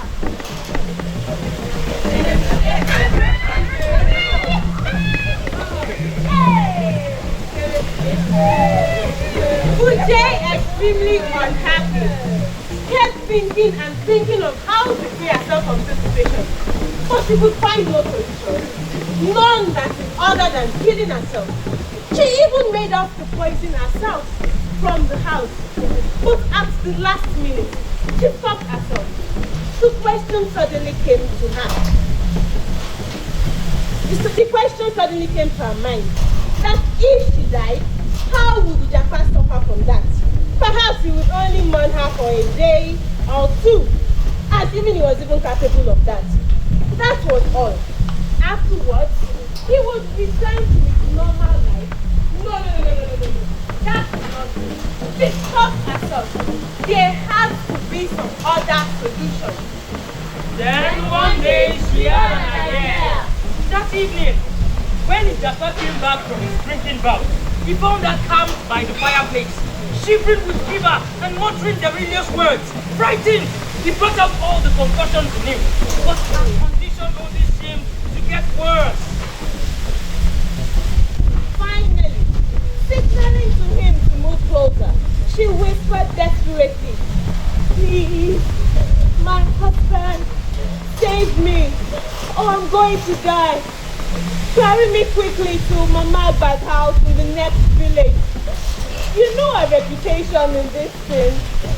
She's the only one who can save me." How confused! He just quickly put the day on his back and set out, pumping heavily and dragging himself along with great difficulty. It was a moonlit night, and many people were about. They saw a man lumbering along, and they rushed to help. What happened? What happened? Let's help! Hans reached out at once to relieve him of his body. And then she cried in horror. The woman on his back was dead! His Japa was carrying a corpse! And even more terrible, the body was stuck to his back and could not be dismounted. Oh, Uche had formed into a monk on the Japa's back. And so, my friends, that was Uche's revenge, to transform herself into a perpetual blight in Ijapa's memory. Love betrayed. A love stolen. It was from that day that Japa got the hump on his back, which all his offspring have inherited. A lesson for all of us. Do not attempt to force us to love, my friend. For you carry the star all through your life. Ibadi layewa. Ibadi layewa. Ibadi layewa. Ibadi layewa. Ibadi layewa. Ibadi layewa. Ibadi layewa. Ibadi layewa. Ibadi layewa.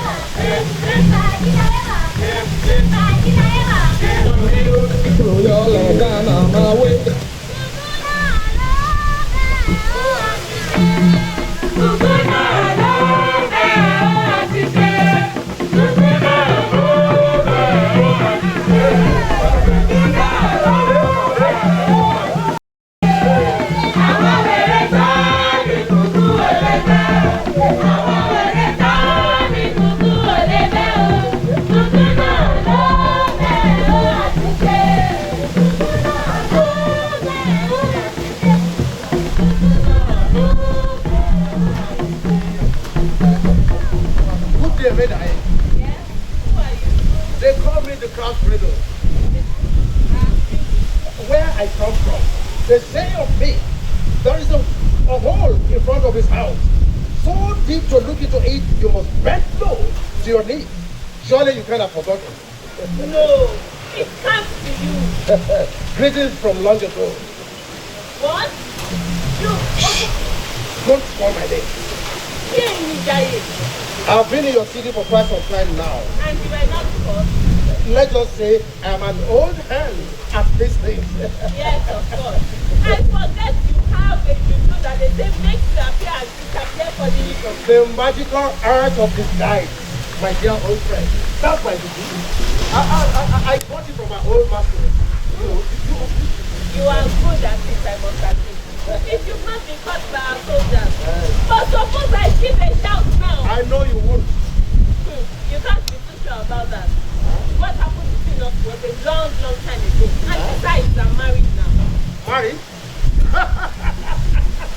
Married, and you have been expelled from the city. Why do you laugh? You've heard that already.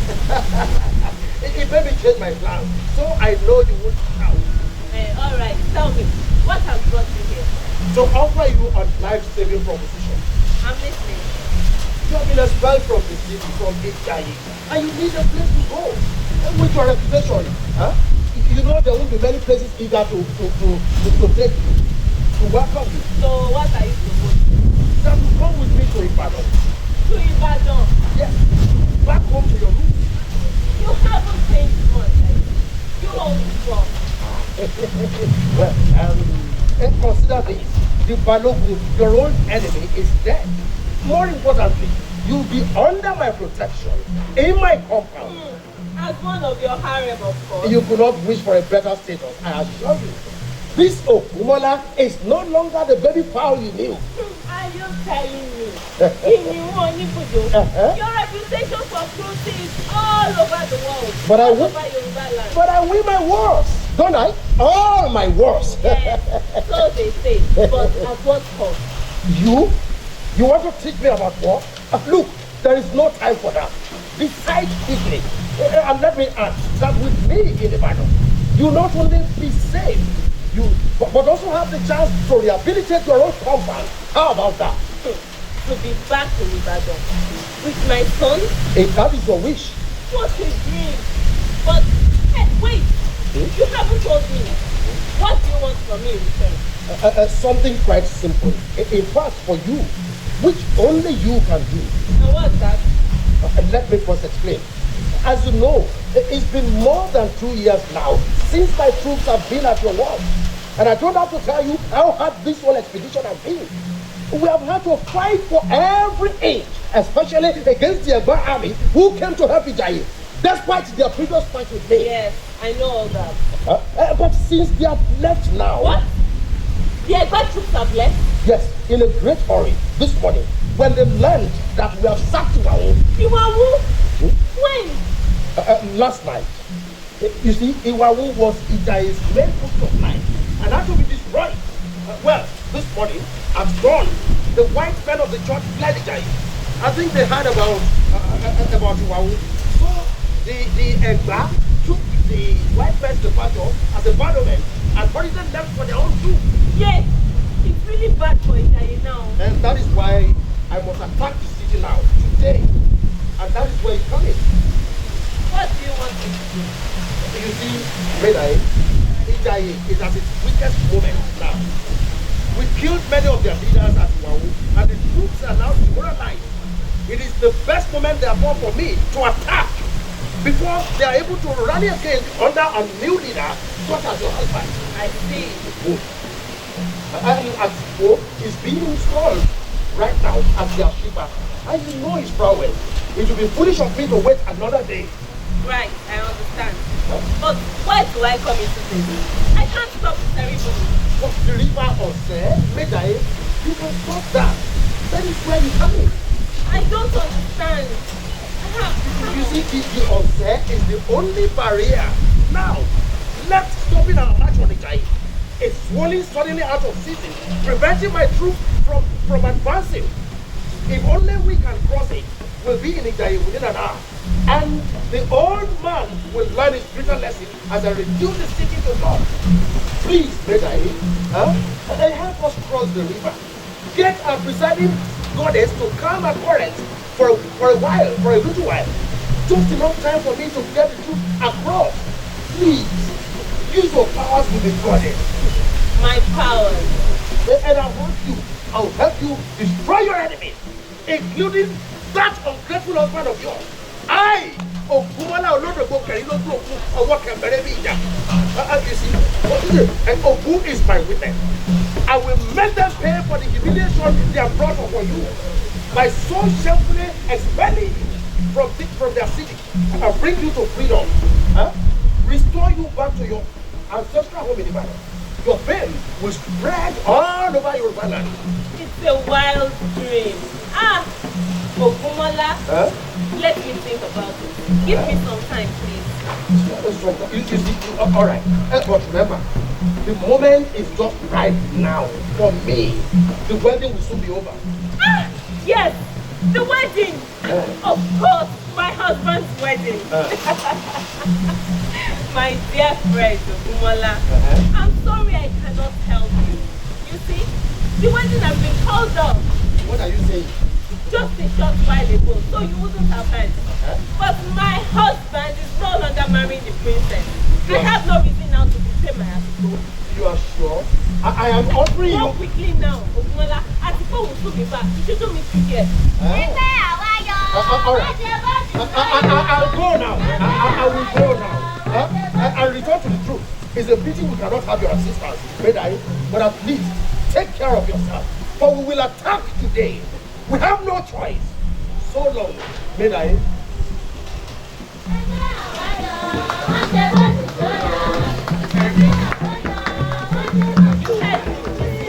Yes, he liked him at last. Because he doesn't know. He wants me to help the streets with my powers. And you no longer have them. What a cruel irony. Even if I did this thing, even if I did, could I ever betray my Atiko? He's also offering us a sanctuary.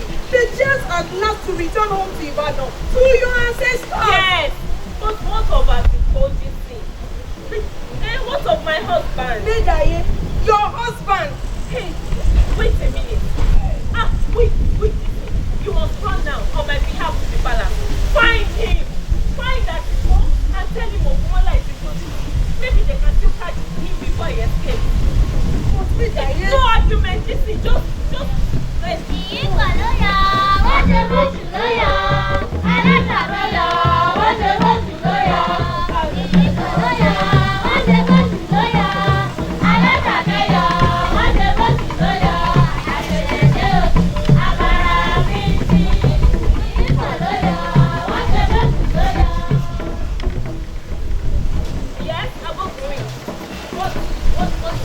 Greetings, Ayalogun. Yes? The commander, Medaye, he sent me with this garment. For who? One for you and those others for your children. He's expecting you all at the ceremony. Which ceremony? His wedding. It has had to be resumed and brought forward. As you can see, an emergency came up, but the commander said he'll explain everything when he sees you. His wedding! Did I hear you right? The commander says I should remind you of the consequences if you refuse to come, though he will understand. But he says his children, however, must be with him. But soldier, what is the need for that impudent son? Easy. He's only a messenger, delivering the errand entrusted to him. It won't be fair to insult him for it. But he was the same person who came earlier here and said It's all right. He's only a messenger, I said. Take the garments from him. No, I will not. Listen. Take the garments from him. Yes, soldier. My husband's trusted guard. I thank you. I've received your message, but you don't have to wait. I and the boys will join you as soon as we are set. Tell my husband's respect. Thank you. Woman of respect. I'll be going then.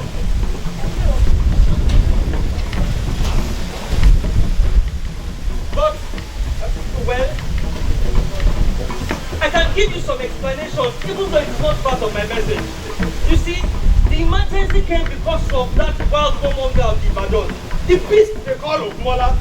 Very early this dawn, he and some of his men attacked Tiwawu and destroyed it.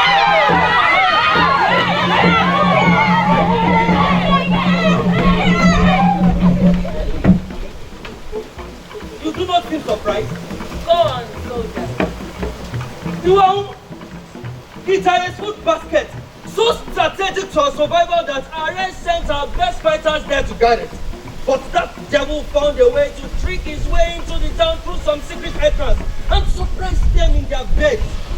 I don't need to tell you the carnage that followed. Ogunmola did not spare anyone that was caught. Against our established laws of combat, he slaughtered even the chiefs.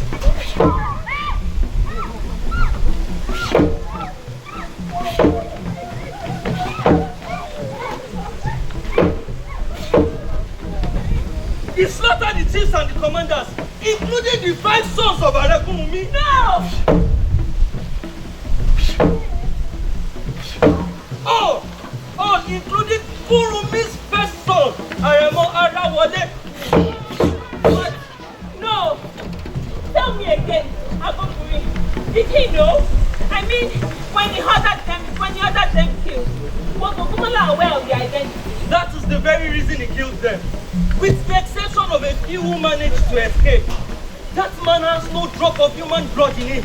So you see, when the news got to the palace this morning, yes, just after he left your house here, I believe. You can imagine how the Arab took it. One shout of, "Oh no!" And that was all. He went into his room. One exclamation of pain, and then he just turned calmly and went into his room. After a while, just as we were about to follow him inside, following an order from the commander at Rome, we saw the old man emerge again, this time in his full regalia, in his full war kit. He was going to the war front himself, he announced, to meet Ogunmola. At his age? To confront Ogunmola? Of course.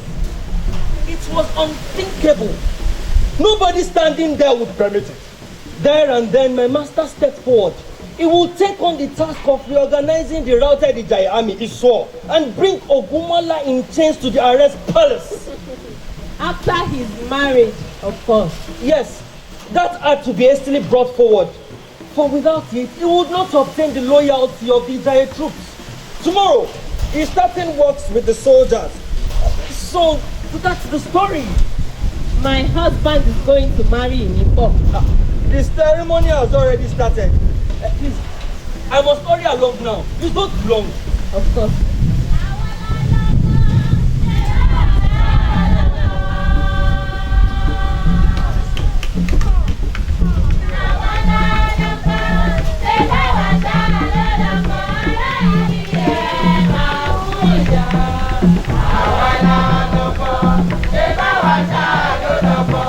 You don't mean, Medaye, that you are going to join them?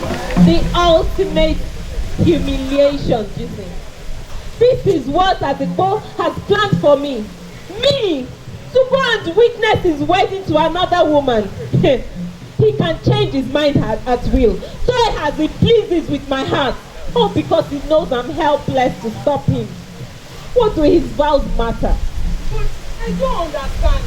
Just now you instructed me to accept this. Yes, because a wailing story. Isn't it enough to melt the Sonia's heart? Their red son, slaughtered. And my own heart, what does it matter? If it's torn to shreds. We may bleed all we want. We don't matter. Now everything is very clear to me. What I must do to regain my dignity. Wait for me. Where are you going? Where are you going? You'll see. Just wait and... Wait. No, I'm not waiting. Just look at your eyes. I don't trust you. Out of my way!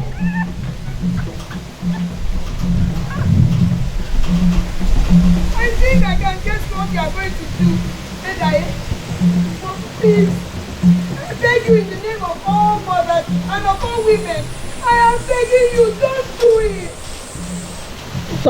Stop. Let me go. Help! Help me! Help! Women, help! Help!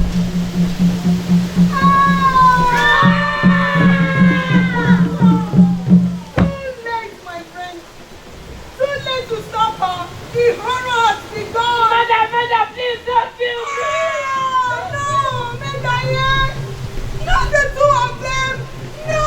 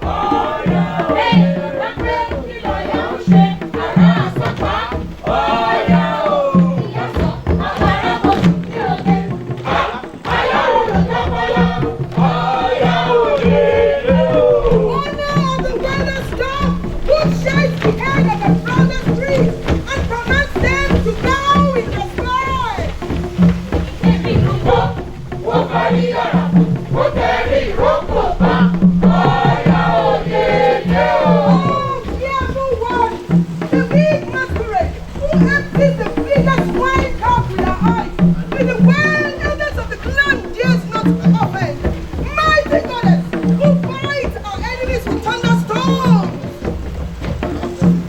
Egunla, tó bá tètè ẹ̀ lójú, àtẹ̀tẹ̀ mú bá ṣòfò, òrìṣà omi ti fẹ́nu àràjà. Ọ̀yọ́ òye yẹ o. Anger, do not visit us with your pain. Do not visit us with your annoyance. Do not visit us with your barrenness, neither with poverty nor illness. Mama bínú sí mi aya. Mama bínú sí mi aya. Má fẹ́ kò ṣe mí, má fẹ́ sọ ṣe mí, má fi ṣe randíran mi. Mama bínú sí mi aya. Mama bínú sí mi aya. Mama bínú sí mi aya. Má fẹ́ kò ṣe mí, má fẹ́ sọ ṣe mí, má fi ṣe randíran mi. Mama bínú sí mi aya. Mama bínú sí mi aya. Mama bínú sí mi aya. Má fẹ́ kò ṣe mí, má fẹ́ sọ ṣe mí, má fi ṣe randíran mi. Mama bínú sí mi aya. I have returned with my sons. An urgent mission summons us. Can't you see? Me and my sons. Can't you see, I ask? Oh yes, I see you, baby, and you are not alone. They wait for us. They wait. And it's urgent. They are calling me. You understand? I see you, the baby. They wait for us by the river, Osek. An urgent mission awaits us. Oh yes, I see you all three now. You and your sons. They say, do not give the king a small portion of the communal yield. A cube of potash spice may be nothing, but to eat it, you need a whole pot of stew. I have returned. I have returned. She who uses palm to start the fire. She, the potent fire herself, who was safely with I am back with my sons, and we must not delay, for the river, Ose, awaits us. I am back, and my sons lead me. I see them, goddess. On to the left, the skin of a wolf, the other to the right, the good burial spring. They pull along swiftly. They pull me along swiftly to our rendezvous with my sister, Ose. Yes, see them go. They fly. They have arrived at the river, eh? They are talking to her. the three of them have arrived. I see you, goddess, talking to the river. You know what to say, and she listens. See, Osa is passing her waters in two. She is making a road in the middle, passing her words. See, Ogu is holding up the water on the right with his shoulders. And some others the same on the left. Look, the Ibadan soldiers are sailing through. Hey, still wonder. The waters are passing, and the soldiers are surging through. Hundreds of them, streaming through towards us. They are rushing towards the giant. see, the giant forces are caught by surprise. Help! Dropping their weapons, pulling back. Danger! Danger! I appeal to you, goddess. Save us. Save the city from destruction. Too late.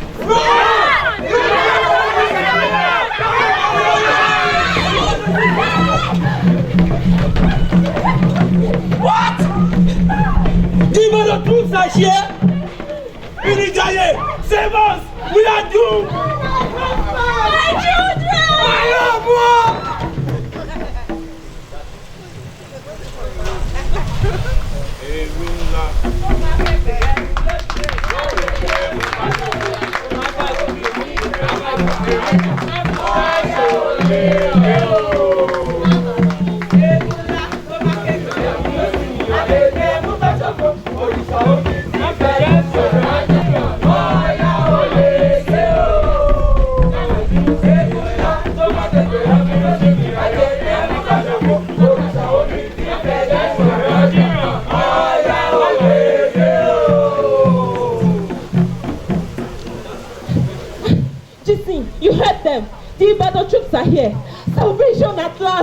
Let's get the children prepared, quick. The children, Medaye.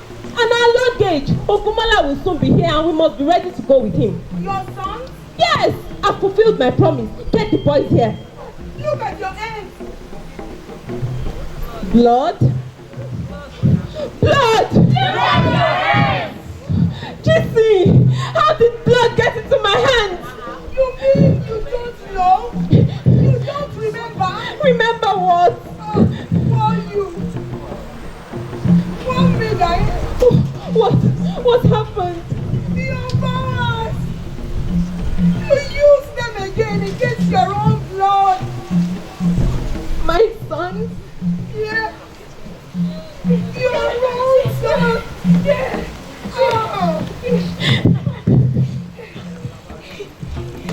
It's just as we feared, okay? They are still here. You two again. But I said I never... We made that here quick, no time to waste. We must get you out of here quick. What's the matter? How are you all? No time for explanation. Let's get you to safety first before Ogumala gets here. Ogumala? Yes! He and his troop about to run our defense and are burning down the town. We heard he's on his way here. Listen, help us pack our things. Quick, the ones you will need in an emergency. I can find her. And the boys, bring out the boys. Even the troops are here. And my husband? Yeah, where's my husband? What? Huh? Yes, feeling his wedding robes. But you know him. He fought Bagala. And where is he now? We don't know. Is he still alive? We'll find out.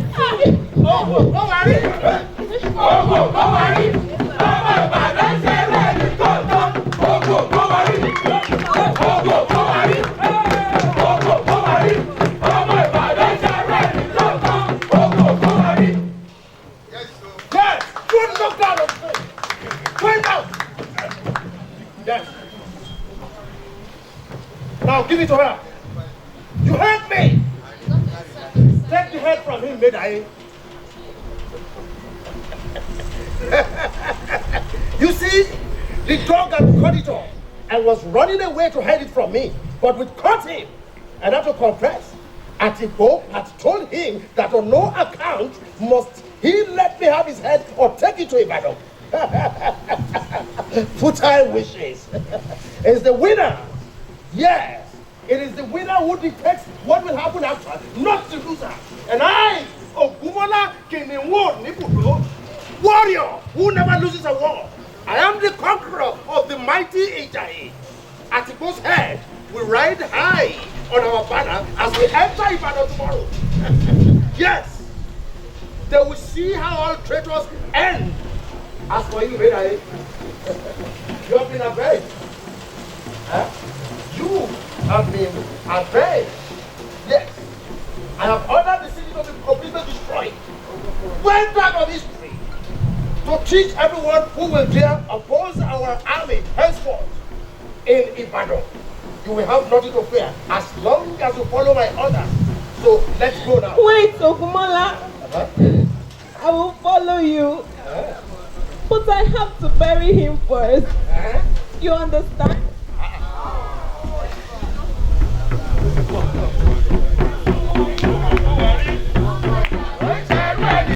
Wait, Ogumala. Wait.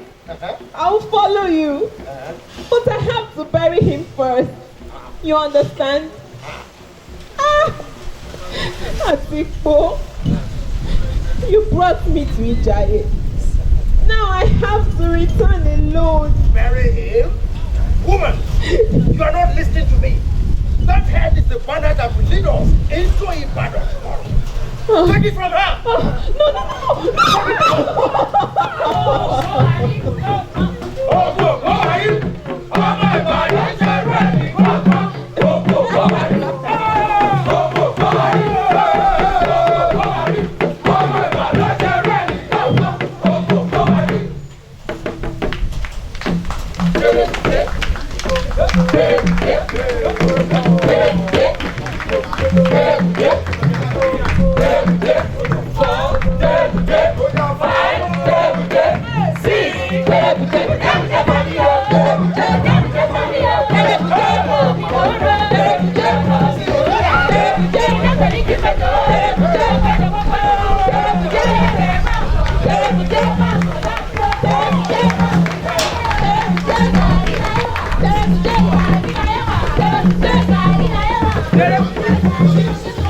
Wow!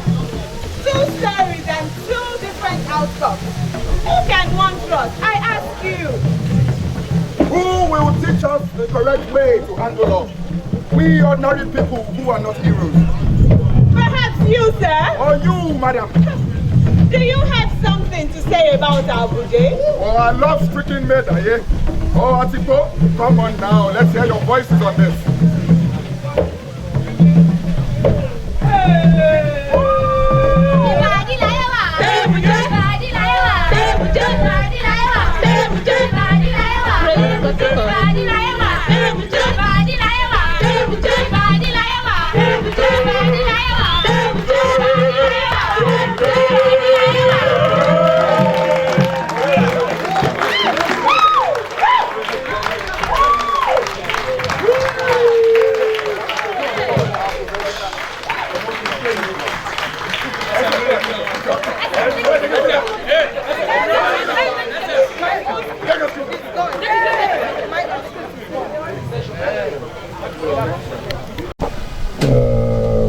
Through my mail to any of the people sitting here with you. Before we do anything, I want you also to help me give applause to the choreographer. Debo.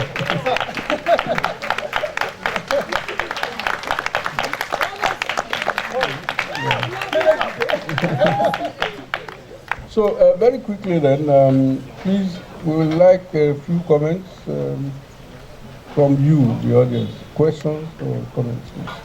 If you want to ask any question, just come up, please, and I'll give you. Where's the other mic? Okay, just please introduce yourself quickly and then ask a question. Thank you very much, sir. Ladies and gentlemen of the audience, I think we have been entertained to a great... My name is Nelson Fashino from the English Department, West of Ibadan.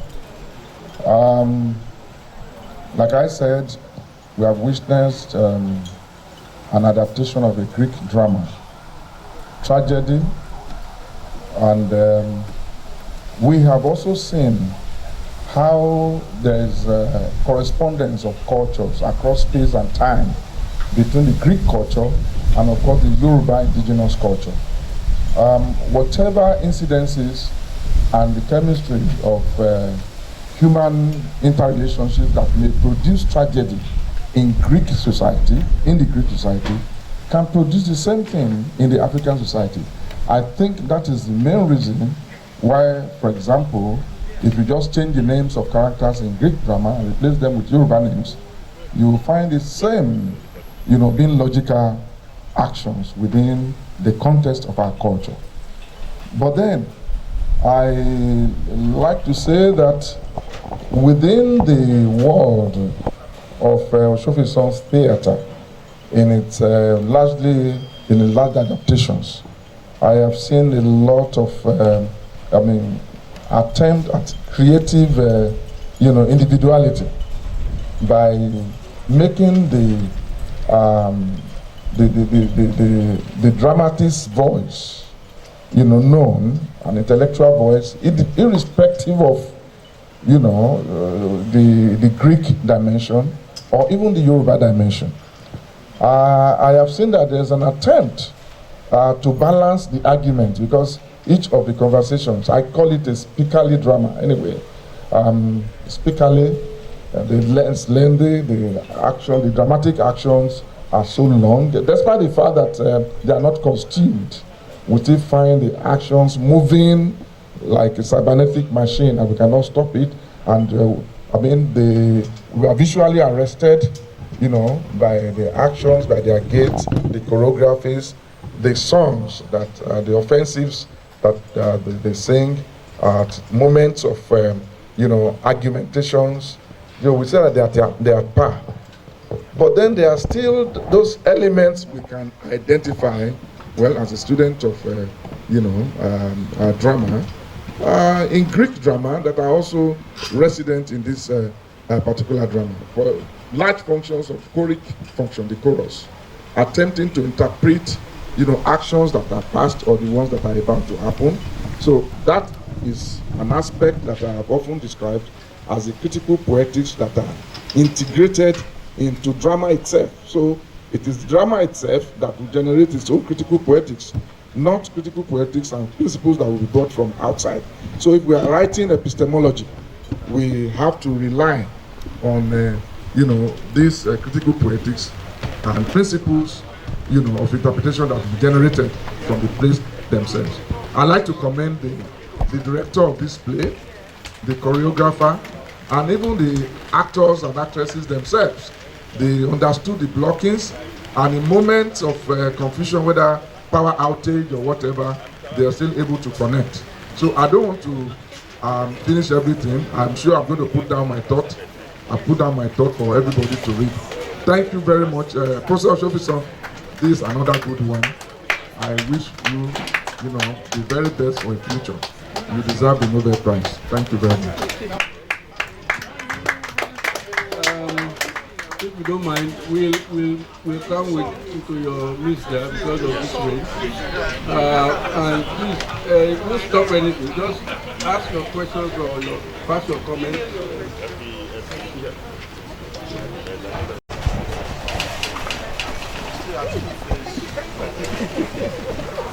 I'd just like to start by talking about the coincidence. My name is Yomila Ika. Oh, thank you.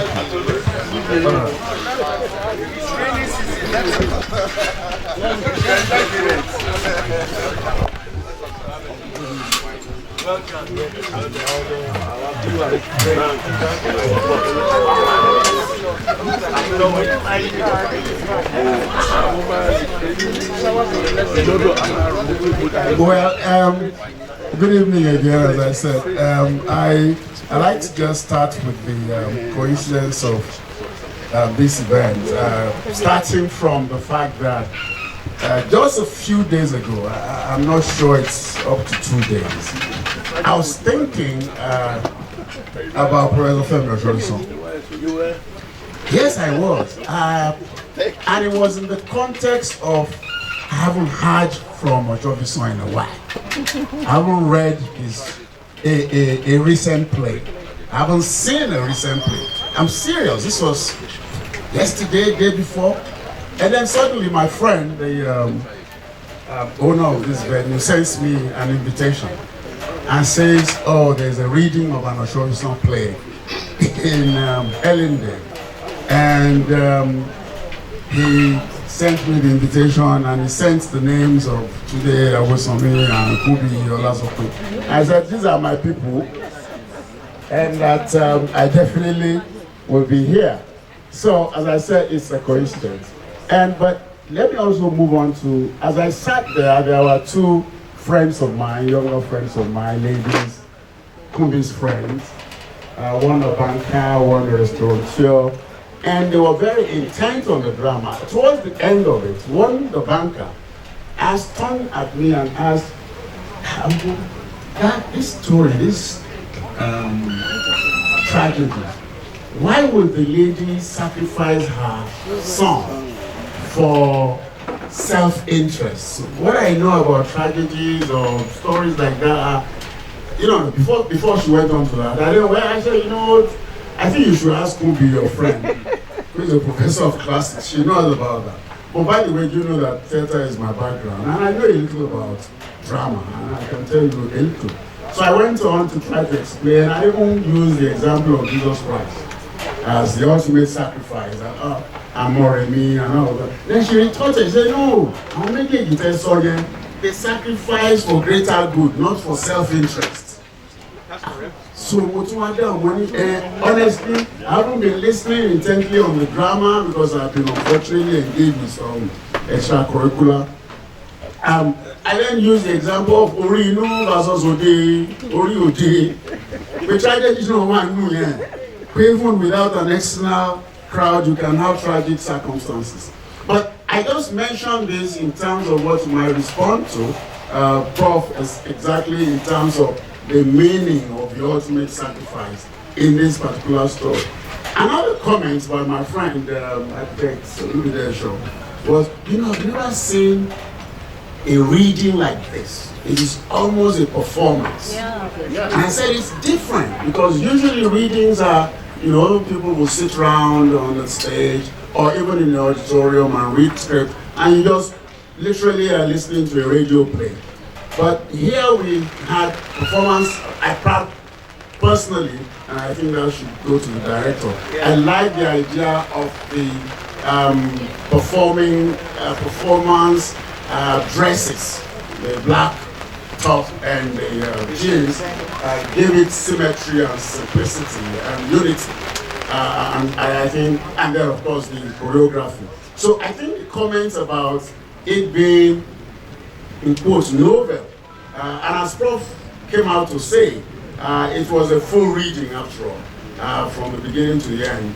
And I think that, lastly, to round up, I was, again with Architect Medaye, encouraging him and commending him for this initiative for Ellendale. I just saw my friend Tude Odunlade, and I'm like, there is some evanescence or effervescence of the arts and culture coming around again in Ibadan, with his own galleries springing up in the last months and days, and a few others. But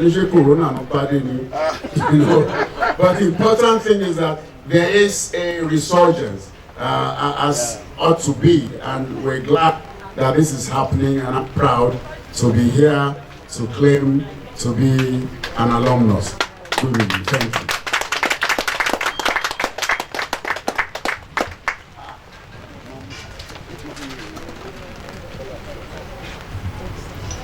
Good evening, everybody. Good evening. I really feel honored to hold this mic because I'm standing in front of professors and, so thank you very much for this opportunity. All right, my name is Ifeoluwa Ojo. Ifeoluwa Ojo. All right, my comments about the play. What actually captivates me the most about this particular play is the thematic preoccupation of the playwright. The thematic preoccupation. I discovered the theme of love. Should I say a flaming love, such love that is so consuming that even the lover does not even see the other side. She did not consider the mutuality of her love. She only sees her own part of the love all through. So much so that she was so consumed in her love that she did not know that it wasn't reciprocated all along. Now this is my personal interpretation of the play as I see it. So, okay, even at the very beginning, she the main actress, Medaye, she noted that until she sacrificed her family for him, he never noticed her. He never looked her side for once until she sacrificed her brothers. So at that point, until she spilled blood, until a significant event happened, he did not even look at her side at all. So that's first. The love, it feels like love was compelled. Now, I can bring it to our society. I can see that even the contemporary youth, we can relate in the sense that we can learn from this particular play. It's not just for entertainment. There is a didactic function itself. That's what I'm trying to note. If we can actually sit down and see this play, and we can actually connect and relate with it in this particular sense, that love should be mutual, or else can end in catastrophe, just like it ended for her.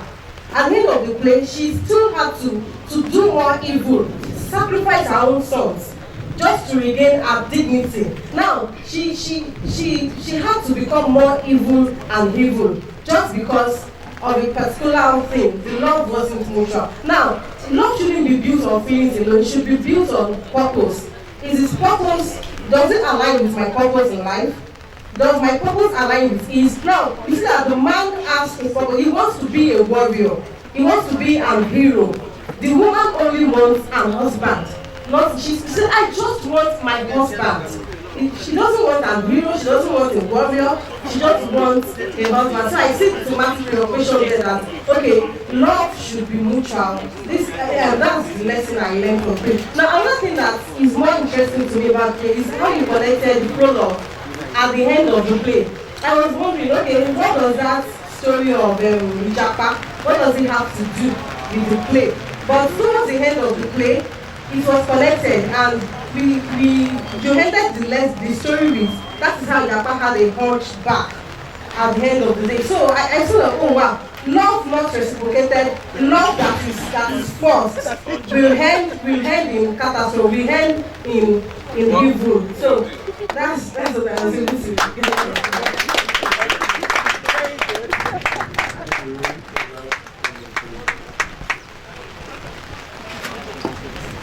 Thank you so very much, sirs. My name is Wale Michael. Yes, sir. This is a homecoming for me too. I'm having a background in theatre before I ventured into business and then legal practice. Now, sir, this is fantastic. And it gives me a nostalgic feel. I think I should come back to the theatre, sir. Doctor, I think I will come back. So you can cast me.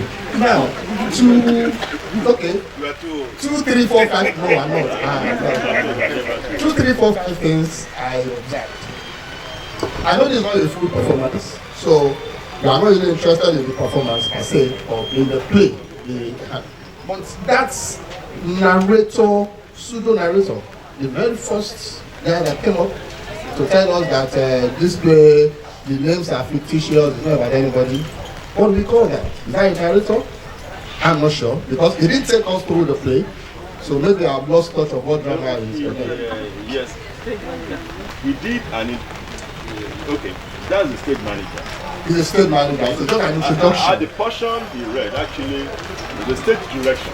Oh, okay. To give the audience an idea of the historical so it's not a narrator. Of the story. Okay, that is one. 2, I also want to look at, this is an adaptation. And adaptation has to do with bringing this to situate it in our own, the theme, or is it the theme now? The real impulse for the whole action is jealousy. Unrequited love. Come again? Unrequited love. The way I say is at the point when the man was bringing another woman. She didn't want to share. That was all. And you believe she should share? No. I'm coming. She did not mention any categorical instance where the man maltreated her. The major thing is why bringing another woman? Because you promised me that you will not bring another woman. Fine, that is South African. I'm sorry, please correct me. But it's South African. But that's very Greek. I'm calling, sir. I know it's Greek. I know. Although I've not read it, I'm not sure I've read it. But then, I am of the opinion that when we are adapting, we should also bring that part of our culture. Monogamy is not African culture, and that is what she is projecting. If you promise me, marriage in Africa does not promise you there won't be another woman. It's promising you and your husband. In fact, okay, now that the drill, it was even the first wife that was masterminding the coming of the jewel into Baruch's. I'm just thinking that maybe a divine being, a goddess. So she didn't expect her husband to break his oath. If she's an African goddess, in the light of Maveni, she will not preach monogamy. If she's an African goddess, in the light of Oya, she will not preach monogamy. That's my answer. Because now, see what that my friend was saying, the last speaker, the lady, she has gotten a message that her love was betrayed simply because man was bringing another woman. It's completely Eurocentric. Thank you very much. I appreciate it. I was just going to ask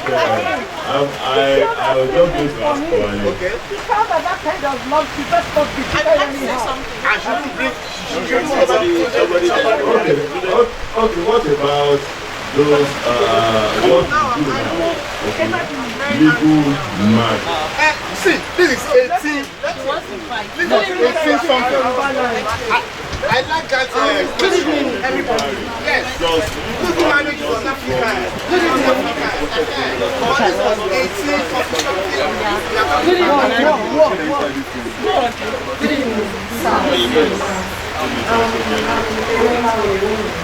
First of all, I'm going to go against respectfully everything you said. What is Africa? We speak about monogamy. We speak about what is fair. What indeed is fair? You're saying she wasn't maltreated. You do not acknowledge her feelings. You think, no, you cannot speak of her feelings. You think women do not want to listen to? Maltreatment? Listen, excuse me. Sir, respectfully, the forms of abuses we have is not just physical. So many women are being abused psychologically, financially, spiritually. So there are different dimensions to abuse. You then cannot say that she was not abused. She didn't mention it. Excuse me, please. Would you please listen? She spoke about the fact that she was not listened to. You cannot be in a union with someone who is selfish and expect anything in return. He was a very selfish person. Everything he spoke about taking a new wife, was about taking back power. You cannot be so consumed in wanting everything you once had that you lose sight of everything you've done to get to that point. You can't do that. And if she's spoken, listen, at the point where she killed her sons, we can say she was overtook by the spirit of Oya and not her own self, because she did not even realize that she killed her sons. So in that case, we cannot particularly say she was free of everything, because we're not talking about her mental health afterwards, after everything that has happened. And for the man, I mean, we cannot blame him. But the truth is, the question is monogamy African? What is African? Culture is forever evolving. I mean, men want to take extra wives. But if you were my husband, would you like to talk about polyamory?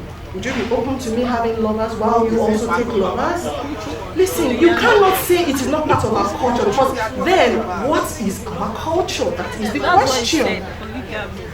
Because you cannot then say, do we not have men who say, I want this woman and I stick to her? Do we then say, too many marriages are open? Unfortunately, only one person knows that the marriage is open, because there is no conversation. But here's a woman who is speaking about the things she wants, but she's not listened to. And she has said that over and over and over again. It's easy to say, oh, everything she's saying, she's angry. She's taken over by, too much emotions. I mean, everybody says women are emotional. Okay. Thank you. Good evening, ladies and gentlemen. My name is Clementina Kezi. I have been a prof student too, and just like Wally Stallion said, I'm itching to get on stage again. Dr. Sunday Awusom, I would like to take part in the play. If we have to stage it, I hope I'll be part of the cast. I will make out time. I'm sure that I will. We were talking about what is African, and Wally here was saying that monogamy isn't African. And she said that culture changes, and I agree with her that the culture changes as the society changes. In the times when it was African to have numerous wives, what was the economy about? It was all about subsistent living, you know. The men needed more wives to have more children, to be on the farms, to be able to make more money, to have more food. But these days, we do not need to have more children. So why the polygamy? Africa has changed.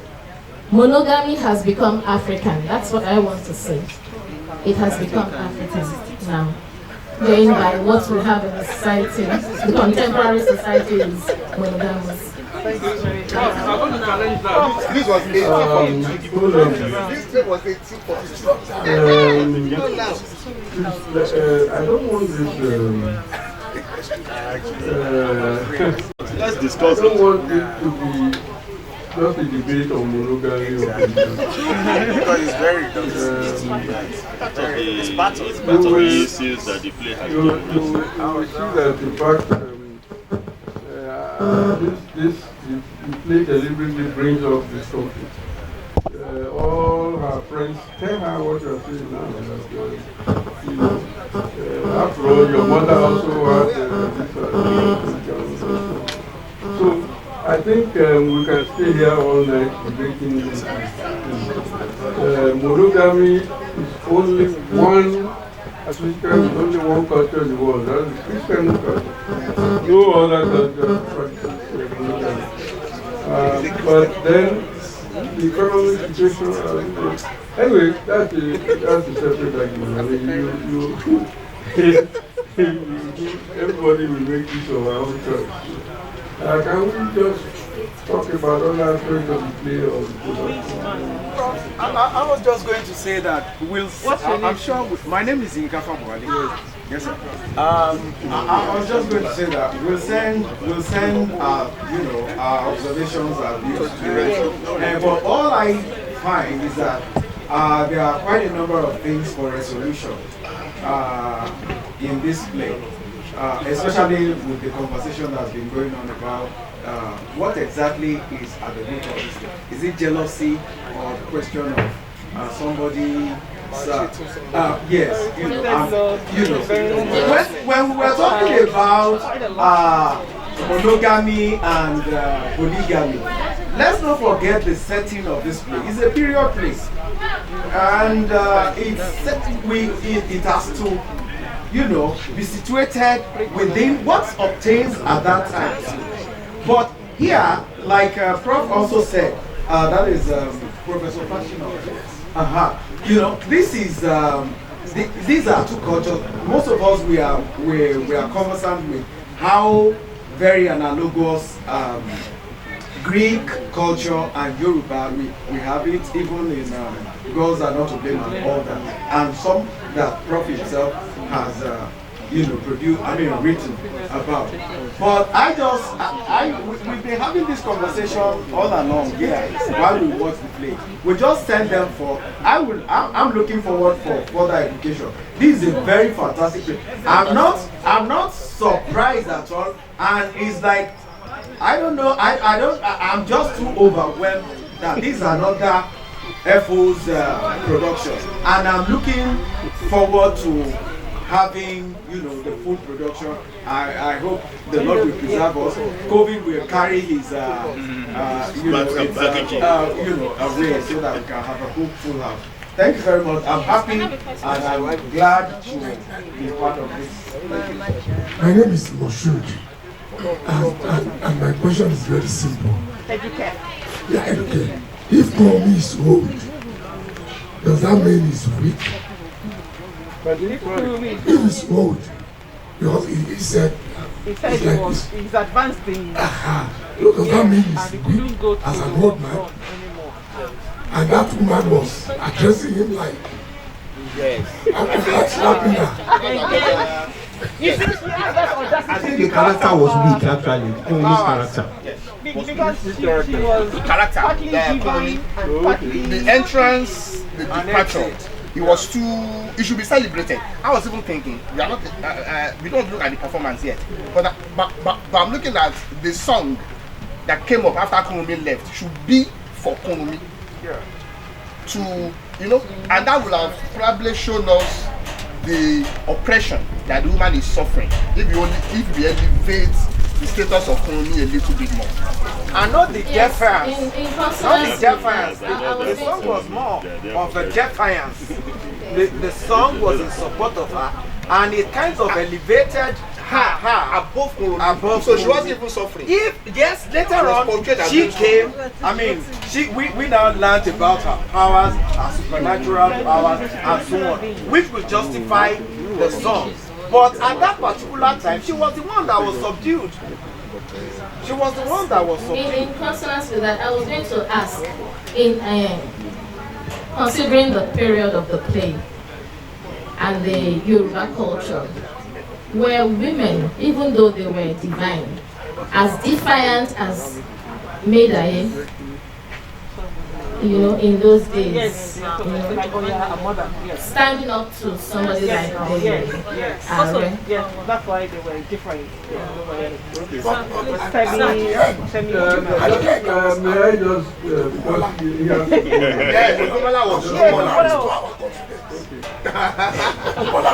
Thank you very much. I just want to say this. Number one, there's no way our comments can capture the totality of the play if our discussions, you know, are not structured. For example, we have to look at the drama from any perspective. That play as a ritual drama. That play as a historical drama. That play as a kind of, you know, aspects of melodrama or marriage, family, or whatever.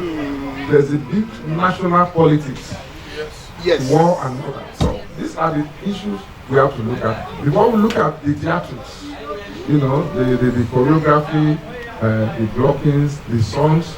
I mean, the songs themselves are really melodramatic on stage because there's a clear distinction of two rival, you know, parties and all that. And the songs are very political, so the voicing very political.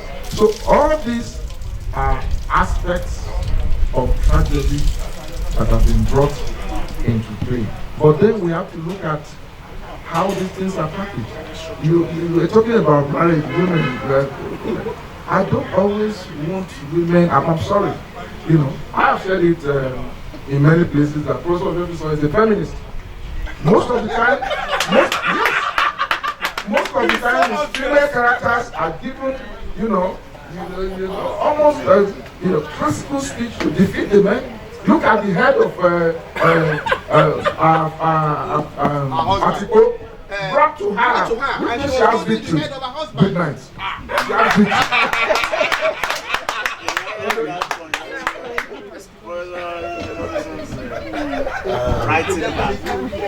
Why did you give another big round of applause to Professor Osofisan, Dr. Tulia Awosome, and my dear sister here, for yet another fantastic play?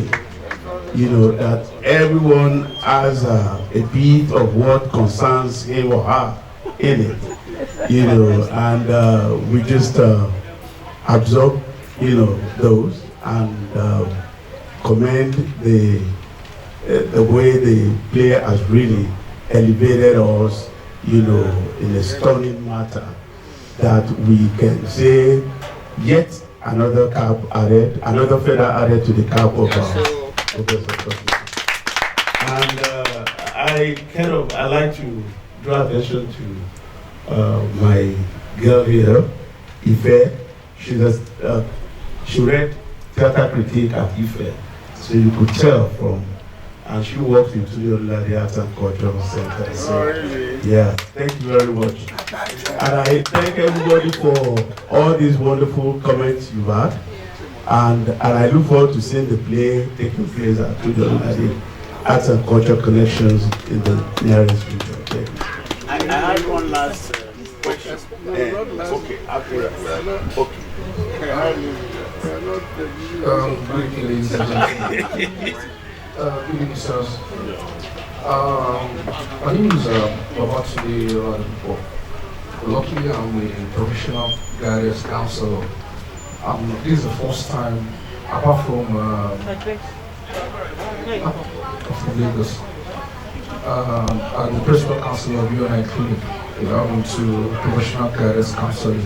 Apart from the drama, stage drama we used to see on campus fellowship in those states, this is the first time I'm sitting right here saying something magnificent, and it was so lovely. I love the way the old actors composed themselves, the body language, the way they interpreted whatever was the script in their hands. But there was something I actually wanted to bring up from there, based on the things I saw in my own counseling room when individuals go through depression. Unfortunately, it's as a result of so many sacrifices which they have to be forced to put through to make sure or ensure they achieve something in particular. And unfortunately, when they think of the sacrifices they have to make and they are not getting results, they keep on making more sacrifices. And unfortunately, the consequences is not going to be on them alone. Everybody around them is going to be consequential on everybody, on the environment, the society. And unfortunately, I'm so sorry the government may not be looking too much into this. That's exactly one of the major problems we are having in the country. Individuals in their secret places, sometimes even some have gone further to do it publicly, to play some roles, vital roles, to ensure that some things are being achieved. But when it seems as if nobody recognizes them, it becomes a serious issue. Depression comes in. That's why we have a lot of people crying inside, within, and many people are dying. Unfortunately, we see a lot of people walking on the street, but they are walking corpses. And we don't even care. The husband does not even know what the woman was going through. All he cared about was his own. He was selfish. To me, I'm so sorry. And even the other one too, Ogumola was his name, that came in, he himself was also mindful of his own winning. Winning should not be, let me say, myself, I want to win. Winning should be a collective thing. If I'm going to win, we are all winning. It's not until I have to put somebody down before I put my head up. Unfortunately, that's what we have in our society. I'm so sorry, sir. I really bless this day. I've heard your name, and this is the first time I've seen you. And I had to put down a short thing. I'm putting this on Twitter as when I put on my phone. If only we could have much of something like this, I believe our society can be helped. Funding. Exactly. Especially, excuse me, go beyond that. Especially we, the youth, the young minds, that if we are going to sacrifice, what are you sacrificing? Are you sacrificing out of greed? Are you sacrificing because you are being hurt or because you are being neglected? What's going to be the consequence of what you're doing? If we could go, this is much more better than the home videos or the all sort of things we see on Netflix. Sometimes, if I want to sleep, if I find it difficult to sleep, the best thing for me is to switch on Bollywood movies. You sleep off immediately because it's total rubbish. But with this, it could go a long way. I'm sure corporate world too could help when they see maybe when next something like this is going to come up. Maybe they can try to be inviting the MDs of these corporate organizations when they see with this a lot of things that will turn around in the nation. Sir, I pray with the Lord strengthen you more. Give you more wisdom. We want to see more of you. Amen. In Jesus' name. Amen. Thank you, sir. Sorry, I'm so sorry. I just have to chip this in. Okay, it's been on my mind since she finished talking. Okay? There's a Yoruba adage that says, Amukon Erewo. Why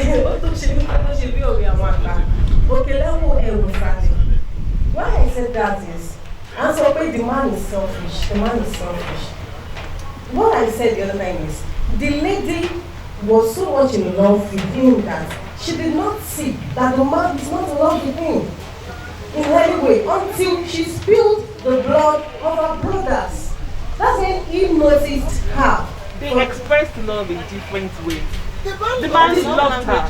He was doing all those things for her. Okay, according to what I saw in the play and what the actor says, the man did not even look at her side till she spilled the blood of her brothers. Now, on the man's side again, he served her. I can say he served her for good 10 years, just trying to make her happy. He said that, trying to make her happy, trying to do everything for her, so that she will be happy. And then he intentionally dropped his purpose, his desire to be a warrior. She said he promised her. It's just the there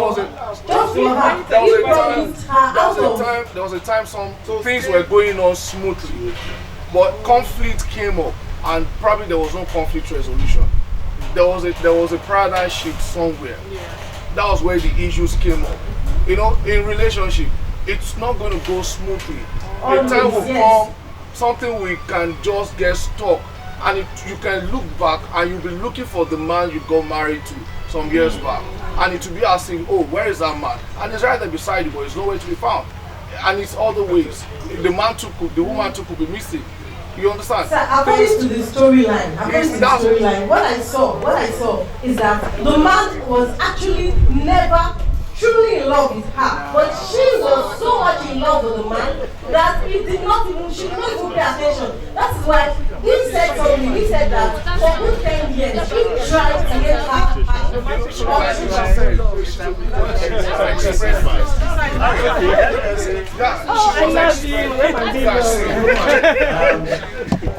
I like using the analogy of the dice.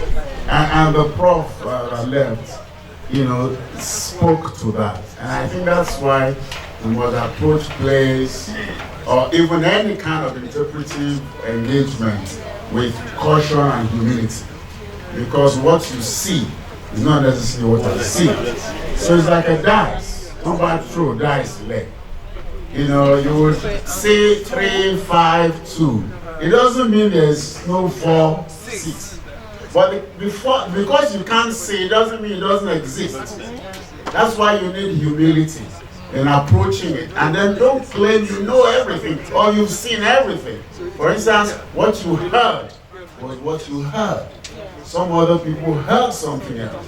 So in approaching criticism, whether literally or even in real life, you must approach it with some measure of circumspection so that you don't drag yourself into an emotive trap. I think what's important in all of this, initially in my first comment, I thought, I didn't know we were going into the dramatics, but it's good that it's gone in that direction. I think what's important is that it has spurred this excitement, and it just begins to show the potential that it will drive us to. And for those who know the Femi Osofisan dramaturgy, we know have been used. So the fact that he sparks debates intentionally, which is for us to not just walk away from entertainment, but to be challenged, to think philosophically, ideationally, and all of that, about the ideas that we've just been confronted with. Like the prof said, when he mentioned the fact that Professor Johnson has been a feminist. And that's true. I agree with him. But as I also retorted, I said, Professor Johnson was writing back against those who are masculinist, they show you guys. And it's important that somebody represents these perspectives. Otherwise, we think it's all linear. And as I started off saying, the world is not linear. It's not one straight line. It's all curved. And what makes these kinds of drama, and Osofisan and other great dramatists, is that they take us to a level that is beyond our capacity to immediately imagine. That's why we must come to them with some measure of humility, not trepidation, but respect, because they usually elevate us beyond our mundane levels of understanding, because they engage us at levels that are usually, really, really challenging. And I think that great dramas last exactly for those reasons, and because they are transcendental. They are not easily approached and equated, and we will keep saying this. I was going to mention Emo Kolade Musuru was sitting by me a little earlier, and he was asking, when is the play, you have to leave, when is the play coming on stage so we can begin to buy our tickets? Towards the end of the year. Well, I guess this is a good place to sound on this. Let me quickly. Hold on, the director wants to. Okay, Moshood has left. I was going to tell you. Okay, because he was the one talking about the yes, about phone.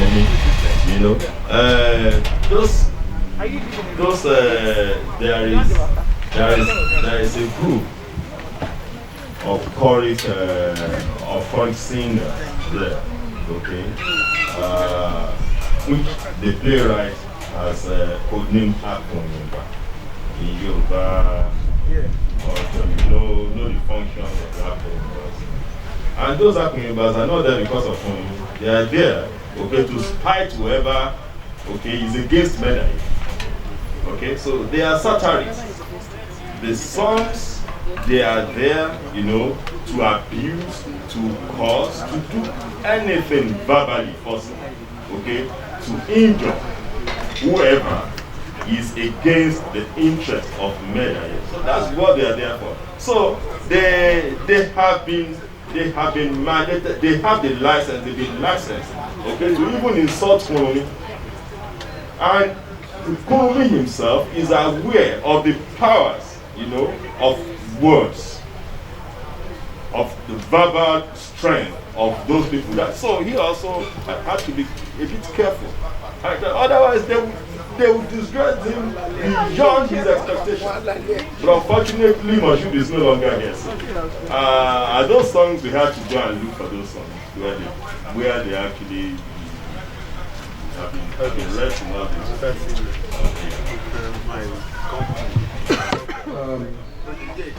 Anyway, as I said, we will be welcoming more comments anytime outside this space. I'll be glad to answer more questions if anybody has any, or to listen to your comments. I'm very happy actually at the kind of debate that's been going on. Particularly the one on monogamy, polygamy. The original play doesn't bring this up at all. And that's why I said the experiment we're doing in Germany is called interweaving. Not so, it's not, you see that I call it a reading and not an adaptation. Not just an adaptation. If you're adapting, then we're just following the original story as it is. But in reading, it's, reinterpreting it for the African script. And that's why I brought up this deliberately in the play. What you think your own parents were polygamous, and you are now doing this and that. Why are you like this?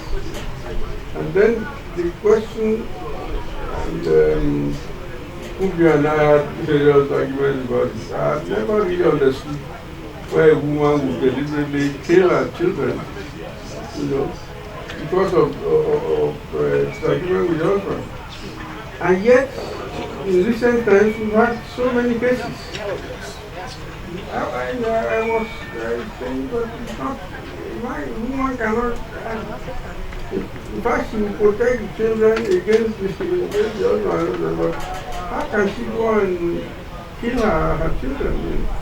And in fact, last wasn't Abuja or something where the woman went and butchered, and people were hearing it from outside where the children were shouting, "Don't kill us, mommy!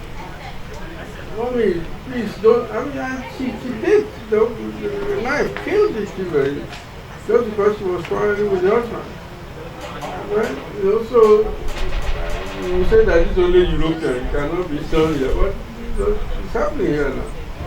It's happening, and probably the mentality of the younger ones is different from the mentality of the older ones.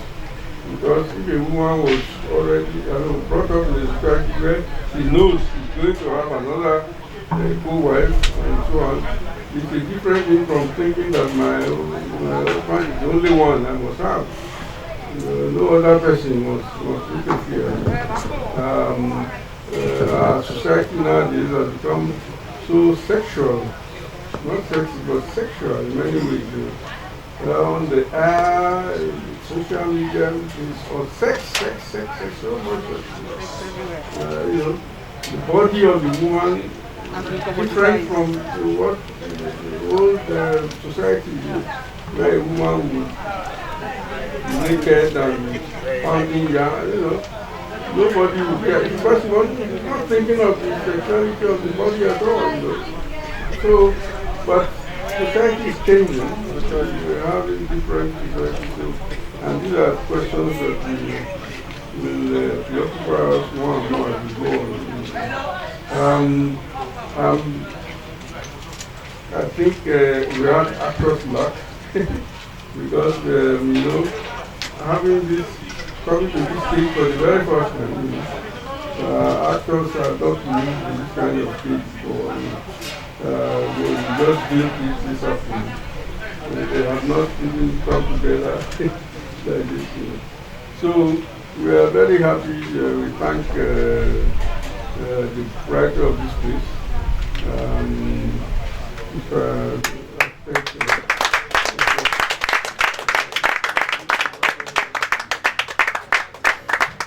Glad you were able to follow in spite of all the technical problems.